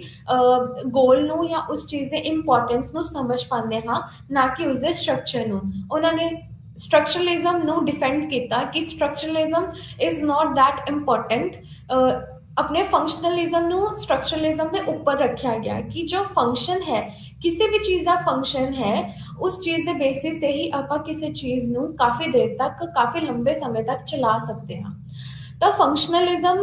ਕਾਫੀ ਦੇਰ ਤੱਕ ਸਹੀ ਸਾਬਿਤ ਹੋਇਆ, ਤੇ ਸਟਰਕਚਰਲਿਜ਼ਮ ਨੂੰ ਉਹਨਾਂ ਨੇ ਕਾਫੀ ਜ਼ਿਆਦਾ ਕੰਟਰਡਿਕਸ਼ਨਸ ਕ੍ਰੀਏਟ ਕੀਤੀਆਂ ਗਈਆਂ। ਤੇ ਫੰਕਸ਼ਨਲਿਜ਼ਮ ਤੇ ਸਟਰਕਚਰਲਿਜ਼ਮ ਦੇ ਜਿੰਨੇ ਵੀ ਸਾਈਕੋਲੋਜਿਸਟ ਸੀਗੇ, ਇਹਨਾਂ ਦੇ ਵਿੱਚ ਇੱਕ ਕੰਟਰਡਿਕਸ਼ਨਸ ਰਹਿੰਦੀ ਸੀਗੀ, ਕਿਉਂਕਿ ਉਹ ਇੱਕ ਦੂਜੇ ਦੇ ਜਿੰਨੇ ਵੀ ਪੁਆਇੰਟਸ ਨੇ ਉਹਨਾਂ ਨੂੰ ਗਲਤ ਪ੍ਰੂਫ ਕਰਨ ਦੇ ਵਿੱਚ ਹੀ ਇੰਪੋਰਟੈਂਟ ਸਮਝਦੇ ਸੀਗੇ। ਐਂਡ ਫੰਕਸ਼ਨਲਿਜ਼ਮ ਦੇ ਵਿੱਚ ਫੰਕਸ਼ਨਸ ਦੇ ਬੇਸਿਸ ਦੇ ਉੱਤੇ ਕਿਸੇ ਚੀਜ਼ ਨੂੰ ਐਕਸਪਲੇਨ ਕਰਨਾ ਦੀ ਇੰਪੋਰਟੈਂਸ ਜ਼ਿਆਦਾ ਸ਼ੋ ਕੀਤੀ ਗਈ। ਫਿਰ ਉਸ ਤੋਂ ਬਾਅਦ ਆਈ gestalt psychology. Now gestalt psychology talks about ਕਿ ਕਿਸੇ ਵੀ ਚੀਜ਼ ਦੇ ਲਈ ਆਪਾਂ ਨੂੰ ਸਟਰਕਚਰ ਜਾਂ ਫਿਰ ਫੰਕਸ਼ਨ ਦੀ ਜ਼ਰੂਰਤ ਨਹੀਂ ਹੁੰਦੀ ਹੈਗੀ, ਬਲਕਿ ਕਿਸੇ ਵੀ ਚੀਜ਼ ਨੂੰ ਸਮਝਣ ਦੇ ਲਈ ਉਸ ਨੂੰ ਐਜ਼ ਅ ਹੋਲ ਸਮਝਣਾ ਜ਼ਿਆਦਾ ਜ਼ਰੂਰੀ ਹੁੰਦਾ ਹੈ। ਸਟਰਕਚਰ ਦੇ ਵਿੱਚ ਜ਼ਿਆਦਾ ਸਮਝਿਆ ਗਿਆ ਸੀਗਾ ਕਿ ਕਿਸੇ ਚੀਜ਼ ਦੇ ਸਟਰਕਚਰ ਦੇ ਬੇਸਿਸ ਤੇ ਉਸ ਨੂੰ ਸਮਝਣਾ, ਫੰਕਸ਼ਨ ਦੇ ਵਿੱਚ ਸੀਗਾ ਕਿਸੇ ਦੇ ਫੰਕਸ਼ਨ ਦੇ ਬੇਸਿਸ ਤੇ। ਬਟ ਜਸਟਾਲਟ ਸਾਈਕੋਲੋਜਿਸਟ ਨੇ ਇਸ ਚੀਜ਼ ਨੂੰ ਐਕਸਪਲੇਨ ਕੀਤਾ ਕਿ ਸਟਰਕਚਰ ਤੇ ਫੰਕਸ਼ਨ ਦੋਨੋਂ ਹੀ ਇੰਨੇ ਜ਼ਿਆਦਾ ਇੰਪੋਰਟੈਂਟ ਨਹੀਂ ਹੁੰਦੇ ਹੈਗੇ, ਬਲਕਿ ਉਸ ਚੀਜ਼ ਦਾ ਐਜ਼ ਅ ਹੋਲ ਹੋਣਾ ਬਹੁਤ ਜ਼ਿਆਦਾ ਜ਼ਰੂਰੀ ਹੁੰਦਾ ਹੈ। ਕਿਸੇ ਵੀ ਚੀਜ਼ ਨੂੰ ਸਮਝਣ ਦੇ ਲਈ ਉਸ ਨੂੰ as a bits and pieces ਦੇ ਵਿੱਚ ਨਹੀਂ ਸਮਝਣਾ ਚਾਹੀਦਾ, ਬਲਕਿ ਉਸ ਨੂੰ ਐਜ਼ ਅ ਹੋਲ ਦੇਖਣਾ ਚਾਹੀਦਾ ਹੈ। ਐਂਡ ਐਜ਼ ਅ ਹੋਲ ਤੋਂ ਇਹ ਚੀਜ਼ ਸਮਝ ਆਉਂਦੀ ਹੈ ਕਿ ਕਿਸੇ ਵੀ ਚੀਜ਼ ਨੂੰ ਜੇ ਆਪਾਂ ਸਮਝਣਾ ਹੈ, ਜੇ ਆਪਣੇ ਸਾਹਮਣੇ ਕੋਈ ਇੱਕ ਕਾਰ ਹੈ, ਹੁਣ ਆਪਾਂ ਕਾਰ ਨੂੰ ਇਸ ਚੀਜ਼ ਦੇ ਨਾਲ ਨਹੀਂ ਆਪਾਂ ਸਮਝੋਗੇ ਕਿ ਕਾਰ ਦੇ ਟਾਇਰਸ ਤੋਂ ਕਿ ਉਹ ਕਾਰ ਹੈ, ਜਾਂ ਕਾਰ ਦੀ ਸੀਟ ਤੋਂ ਇਹ ਸਮਝੇ ਕਿ ਦਿਸ ਇਜ਼ ਕਾਰ, ਬਲਕਿ ਜਦੋਂ ਆਪਾਂ ਕਾਰ ਨੂੰ ਪੂਰਾ ਐਜ਼ ਅ ਹੋਲ ਦੇਖਦੇ ਹਾਂ, ਓਨਲੀ ਦੈਨ ਆਪਾਂ ਉਸ ਚੀਜ਼ ਨੂੰ ਡਿਫਾਈਨ ਕਰ ਪਾਉਂਦੇ ਹਾਂ ਕਿ ਇਹ ਕਾਰ ਹੈ and this is a movable object. ਤੇ ਆਪਾਂ ਕਿਸੇ ਇੱਕ ਪਾਰਟ ਦੇ ਬੇਸਿਸ ਤੇ ਉਸ ਚੀਜ਼ ਨੂੰ ਨਹੀਂ ਡਿਫਾਈਨ ਕਰਦੇ ਹੈਗੇ, ਬਲਕਿ ਐਜ਼ ਅ ਹੋਲ ਉਸ ਚੀਜ਼ ਨੂੰ ਡਿਫਾਈਨ ਕਰਦੇ ਹਾਂ। ਹੁਣ ਇੱਕ ਅਰਥ ਹੈ, ਅਰਥ ਦੇ ਆਪਾਂ ਛੋਟੇ ਜਿਹੇ ਪਾਰਟ ਤੋਂ ਹੀ ਆਪਾਂ ਉਸ ਨੂੰ ਡਿਫਾਈਨ ਨਹੀਂ ਕਰ ਸਕਦੇ ਹੈਗੇ ਕਿ ਅਰਥ ਦੇ ਵਿੱਚ ਸਿਰਫ ਟਰੀਜ਼ ਹੀ ਹੋਣਗੇ, ਜਾਂ ਅਰਥ ਦੇ ਵਿੱਚ ਸਿਰਫ ਪਾਣੀ ਹੀ ਹੋਏਗਾ, ਜਾਂ ਅਰਥ ਦੇ ਵਿੱਚ ਸਿਰਫ ਸੈਂਡ ਹੀ ਹੋਏਗੀ, ਬਲਕਿ ਆਪਾਂ ਅਰਥ ਨੂੰ ਐਕਸਪਲੇਨ ਕਰਨ ਦੇ ਲਈ ਆਪਾਂ ਉਸਦੇ ਸਾਰੇ ਐਲੀਮੈਂਟਸ ਨੂੰ ਦੇਖਦੇ ਹਾਂ ਤੇ ਉਸ ਚੀਜ਼ ਨੂੰ ਆਪਣੇ ਧਿਆਨ ਦੇ ਵਿੱਚ ਰੱਖਦੇ ਹਾਂ। ਐਂਡ ਇੱਦਾਂ ਹੀ ਜੋ ਜਸਟਾਲਟ ਸਾਈਕੋਲੋਜਿਸਟ ਸੀਗੇ, ਉਹਨਾਂ ਨੇ ਜਸਟਾਲਟ ਸਾਈਕੋਲੋਜੀ ਐਜ਼ ਅ ਸਾਈਕੋਲੋਜੀ ਦੇ ਵਿੱਚ ਜਸਟਾਲਟ ਨੂੰ ਇਸ ਚੀਜ਼ ਦੇ ਨਾਲ ਸਮਝਾਇਆ ਗਿਆ ਕਿ ਕਿਸੇ ਵੀ ਚੀਜ਼ ਨੂੰ ਸਮਝਣਾ ਤਾਂ ਐਜ਼ ਅ ਹੋਲ ਸਮਝਣਾ, ਨਾ ਕਿ ਉਸਦੇ ਪਾਰਟਸ ਦੇ ਨਾਲ। And then came behaviorism. Now behaviorism was defined by B.F. Skinner. ਉਹਨਾਂ ਨੇ ਬਿਹੇਵੀਅਰਿਜ਼ਮ ਸਾਈਕੋਲੋਜੀ ਦੇ ਵਿੱਚ ਜਦੋਂ ਇੰਟਰੋਡਿਊਸ ਕੀਤਾ ਸੀਗਾ, ਤਾਂ ਉਹਨਾਂ ਨੇ ਕਾਫੀ ਐਗਜ਼ਾਮਪਲਸ ਪੁੱਟ ਇਨ ਕੀਤੀਆਂ ਸੀਗੀਆਂ, ਤੇ ਉਹਨਾਂ ਨੇ ਆਪਣੇ ਬਿਹੇਵੀਅਰਿਜ਼ਮ ਨੂੰ ਐਕਸਪਲੇਨ ਕਰਨ ਦੇ ਲਈ ਕਾਫੀ ਐਕਸਪੈਰੀਮੈਂਟਸ ਲਿਆਂਦੇ ਗਏ ਸੀਗੇ ਬਿਹੇਵੀਅਰਿਜ਼ਮ ਨੂੰ ਲੈ ਕੇ। ਤਾਂ ਉਹਨਾਂ ਨੇ ਸਭ ਤੋਂ ਪਹਿਲਾਂ ਇੱਕ ਐਗਜ਼ਾਮਪਲ ਪੁੱਟ ਇਨ ਕੀਤੀ ਸੀਗੀ। ਉਹਨਾਂ ਨੇ ਇੱਕ ਐਕਸਪੈਰੀਮੈਂਟ ਕੀਤਾ ਸੀਗਾ ਡੌਗ ਤੇ। B.F. ਸਕਿਨਰ ਨੇ ਇੱਕ ਡੌਗ ਨੂੰ ਇੱਕ ਚੈਂਬਰ ਦੇ ਵਿੱਚ ਰੱਖਿਆ, ਤੇ ਜਦੋਂ ਉਹ ਬੈਲ ਵਜਾਉਂਦੇ ਸੀਗੇ, ਨਾਲ ਦੀ ਨਾਲ ਉਸਨੂੰ ਇੱਕ ਫੂਡ ਪੇਸ਼ ਕੀਤਾ ਜਾਂਦਾ ਸੀਗਾ ਡੌਗ ਨੂੰ। ਤੇ ਜਦੋਂ ਵੀ ਫੂਡ ਪੇਸ਼ ਕੀਤਾ ਜਾਂਦਾ ਸੀਗਾ ਤਾਂ ਡੌਗ ਸਲਾਈਵਾ ਪ੍ਰੋਡਿਊਸ ਕਰਦਾ ਸੀਗਾ। ਐਂਡ ਜਦੋਂ ਵੀ ਫੂਡ ਪ੍ਰੋਡਿਊਸ ਕਰਨ ਤੋਂ ਪਹਿਲਾਂ ਇੱਕ ਬੈਲ ਵਜਾਈ ਜਾਂਦੀ ਸੀਗੀ, ਤਾਂ ਡੌਗ ਦਾ ਐਸੋਸੀਏਸ਼ਨ ਹੋ ਗਿਆ ਸੀਗਾ ਵਿਦ ਦ ਬੈਲ, ਕਿ ਜਦੋਂ ਵੀ ਬੈਲ ਵੱਜੇਗੀ ਤਾਂ ਉਸਨੂੰ ਖਾਣਾ ਮਿਲੇਗਾ, ਤਾਂ ਉਹ ਆਟੋਮੈਟਿਕਲੀ ਸਲਾਈਵਾ ਪ੍ਰੋਡਿਊਸ ਕਰਨ ਲੱਗ ਜਾਂਦਾ ਸੀਗਾ। ਸੋ ਇੱਥੇ ਇੱਕ ਕਾਫੀ ਵੱਡਾ ਇੱਕ ਐਕਸਪੈਰੀਮੈਂਟ ਜੋ ਕਿ ਆਪਾਂ ਅੱਜ ਵੀ ਇੰਨਾ ਜ਼ਿਆਦਾ ਇੰਪੋਰਟੈਂਟ ਰੋਲ ਪਲੇ ਕਰਦਾ ਹੈ ਆਪਣੀ ਸਾਈਕੋਲੋਜੀ ਦੀ ਸਟੱਡੀ ਦੇ ਵਿੱਚ। ਤਾਂ ਜੋ ਬਿਹੇਵੀਅਰਿਜ਼ਮ ਹੈ, ਜਦੋਂ B.F. ਸਕਿਨਰ ਨੇ ਬਿਹੇਵੀਅਰਿਜ਼ਮ ਨੂੰ ਸਾਈਕੋਲੋਜੀ ਦੇ ਨਾਲ ਡਿਪਿਕਟ ਕੀਤਾ ਗਿਆ, ਤਾਂ ਉਹਨਾਂ ਨੇ ਇਹ ਚੀਜ਼ ਨੂੰ ਐਕਸਪਲੇਨ ਕੀਤਾ ਕਿ ਜੋ ਵੀ ਆਪਣਾ ਇੱਕ ਬਿਹੇਵੀਅਰ ਹੈ, ਬਿਹੇਵੀਅਰ ਇੱਕ ਆਊਟਵਰਡ ਰਿਸਪੌਂਸ ਹੈ। ਆਪਾਂ ਕੁਝ ਵੀ ਜੇ ਆਬਜ਼ਰਵ ਕਰਦੇ ਹਾਂ ਤਾਂ ਉਹ ਆਊਟਵਰਡ ਹੁੰਦਾ ਹੈ। ਆਪਾਂ ਕੋਈ ਵੀ ਚੀਜ਼ ਨੂੰ ਜੇ ਆਬਜ਼ਰਵ ਕਰਨਾ ਹੈ, ਤਾਂ ਉਹ ਜੋ ਵੀ ਆਪਾਂ ਨੂੰ ਦਿਖ ਰਿਹਾ ਹੈ, ਆਪਾਂ ਸਿਰਫ ਉਸੇ ਦੇ ਬੇਸਿਸ ਤੇ ਹੀ ਉਸਨੂੰ ਜੱਜ ਕਰ ਸਕਦੇ ਹਾਂ। ਕਿਸੇ ਦਾ ਵੀ ਬਿਹੇਵੀਅਰ ਜੋ ਵੀ ਹੋਵੇ, ਚਾਹੇ ਚੰਗਾ ਮਾੜਾ, ਕੋਈ ਵੀ ਰਿਸਪੌਂਸ ਨਾ ਹੋਵੇ, ਕੋਈ ਰੋ ਰਿਹਾ ਹੈ, ਕੋਈ ਹੱਸ ਰਿਹਾ ਹੈ, ਕਿਸੇ ਨੂੰ ਹਰਟ ਕਰ ਰਿਹਾ ਹੈ, ਇਹ ਸਭ ਚੀਜ਼ਾਂ ਕਿਆ ਨੇ, ਆਪਾਂ ਆਬਜ਼ਰਵ ਕਰ ਸਕਦੇ ਹਾਂ। ਤੇ ਜੋ ਵੀ ਚੀਜ਼ਾਂ ਆਪਾਂ ਆਬਜ਼ਰਵ ਕਰ ਸਕਦੇ ਹਾਂ, ਕਿਸੇ ਚੀਜ਼ ਨੂੰ ਆਪਾਂ ਪ੍ਰੂਫ ਕਰ ਸਕਦੇ ਹੈ, ਉਹੀ ਸਾਈਕੋਲੋਜੀ ਦੇ ਨਾਲ ਉਹਨਾਂ ਨੇ ਰਿਲੇਟ ਕੀਤਾ ਕਿ ਬਿਹੇਵੀਅਰ ਸਾਈਕੋਲੋਜੀ ਦੇ ਵਿੱਚ ਜੋ ਵੀ ਆਪਣਾ ਬਿਹੇਵੀਅਰ ਆਪਾਂ ਸ਼ੋ ਕਰਦੇ ਹਾਂ, ਡਿਪਿਕਟ ਕਰਦੇ ਹਾਂ, ਜੋ ਵੀ ਆਬਜ਼ਰਵ ਕੀਤਾ ਜਾਂਦਾ ਹੈ, ਉਹ ਆਪਣੀ ਸਾਈਕੋਲੋਜੀ ਦਾ ਪਾਰਟ ਹੁੰਦਾ ਹੈ, ਅਤੇ ਜਿਹੜੀ ਆਪਣੀ ਪਰਸਨੈਲਿਟੀ ਹੈ ਉਹ ਬਿਹੇਵੀਅਰ ਦੇ ਥਰੂ ਰਿਫਲੈਕਟ ਕੀਤੀ ਜਾਂਦੀ ਹੈ। ਤਾਂ ਉਹਨਾਂ ਨੇ ਐਕਸਪਲੇਨ ਕੀਤਾ ਕਿ ਬਿਹੇਵੀਅਰ ਨੂੰ ਆਪਾਂ ਕਿੱਦਾਂ ਡਿਫਾਈਨ ਕਰ ਸਕਦੇ ਹਾਂ ਕਿ ਆਪਣਾ ਬਿਹੇਵੀਅਰ ਹੀ ਹੈ ਜੋ ਆਪਣੇ ਅੰਦਰ, ਜੋ ਵੀ ਆਪਣੇ ਦਿਮਾਗ ਦੇ ਵਿੱਚ ਚੱਲ ਰਿਹਾ ਹੈ, ਉਹ ਆਪਾਂ ਆਪਣੇ ਬਾਹਰ ਕਿੱਦਾਂ ਪੇਸ਼ ਕਰ ਸਕਦੇ ਹਾਂ। ਫਿਰ ਉਸ ਤੋਂ ਬਾਅਦ ਆਇਆ ਸਾਈਕੋ ਐਨਾਲਿਸਿਸ। ਸਾਈਕੋ ਐਨਾਲਿਸਿਸ ਨੂੰ ਇੰਟਰੋਡਿਊਸ ਕਰਨ ਵਾਲੇ ਸਿਗਮੰਡ ਫਰੋਇਡ ਸੀਗੇ, ਤੇ ਸਿਗਮੰਡ ਫਰੋਇਡ ਨੇ ਸਾਈਕੋ ਐਨਾਲਿਸਿਸ ਦੇ ਵਿੱਚ ਕਾਫੀ ਸਾਰੇ ਐਕਸਪੈਰੀਮੈਂਟਸ ਨੂੰ ਐਕਸਪਲੇਨ ਕੀਤਾ ਗਿਆ ਸੀਗਾ ਕਿ ਕਿੱਦਾਂ ਇੱਕ ਸਾਈਕੋਲੋਜੀ ਆਪਣੇ ਇਡ ਈਗੋ ਤੇ ਸੁਪਰ ਈਗੋ ਦੇ ਨਾਲ ਐਂਡ ਆਪਣੇ ਕੌਨਸ਼ੀਅਸ, ਸਬਕੌਨਸ਼ੀਅਸ ਤੇ ਅਨਕੌਨਸ਼ੀਅਸ ਲੈਵਲ ਹੁੰਦਾ ਜੋ ਆਪਣੇ ਬ੍ਰੇਨ ਦਾ, ਉਸ ਚੀਜ਼ ਨੂੰ ਐਕਸਪਲੇਨ ਕੀਤਾ ਸੀਗਾ ਸਿਗਮੰਡ ਫਰੋਇਡ ਨੇ। ਕਾਫੀ ਆਪਣੇ ਐਕਸਪੈਰੀਮੈਂਟਸ ਸਟੇजेस ਦੇ ਕੇ, ਸਾਈਕੋ ਸੈਕਸ਼ੁਅਲ ਸਟੇजेस ਦੇ ਕੇ, 5 ਸਟੇजेस ਸੀਗੀਆਂ, oral, anal, phallic, genital and latency period ਨੂੰ डिफाइन करके कि जो अपनी साइको अपना ਜਿਹੜਾ ਇੱਕ ਲੈਵਲ ਹੁੰਦਾ, ਸਾਈਕੋਸੈਕਸ਼ੁਅਲ ਲੈਵਲ ਹੋ ਗਿਆ, ਆਪਣਾ ਜਿਹੜਾ ਬ੍ਰੇਨ ਦਾ ਇੱਕ ਪਰਸਨੈਲਿਟੀ ਦਾ ਜਿਹੜਾ ਇੱਕ ਸਟਰਕਚਰ ਹੁੰਦਾ ਹੈ, ਤੇ ਆਪਣਾ ਜਿਹੜਾ ਲੈਵਲ ਆਫ ਆਰ ਕੌਨਸ਼ੀਅਸਨੈਸ ਹੁੰਦੀ ਹੈ, ਕਿੱਦਾਂ ਆਪਣੀ ਨੇਚਰ ਨੂੰ ਕਾਫੀ ਜ਼ਿਆਦਾ ਡਿਫਾਈਨ ਕਰਦਾ ਹੈ। ਕਿਉਂਕਿ ਜੋ ਸਿਗਮੰਡ ਫਰੋਇਡ ਸੀਗੇ, ਉਹਨਾਂ ਨੇ ਸਾਈਕੋਲੋਜੀ ਨੂੰ ਕਾਫੀ ਜ਼ਿਆਦਾ ਅਨਕੌਨਸ਼ੀਅਸ ਲੈਵਲ ਤੇ ਡਿਫਾਈਨ ਕੀਤਾ ਹੈ ਕਿ ਜੋ ਵੀ ਆਪਾਂ ਦੇਖ ਪਾ ਰਹੇ ਹਾਂ, ਜੋ ਵੀ ਆਪਾਂ ਸੁਣ ਪਾ ਰਹੇ ਹਾਂ, ਜੋ ਵੀ ਆਪਾਂ ਮਹਿਸੂਸ ਕਰ ਪਾ ਰਹੇ ਹਾਂ, ਇਹ ਸਭ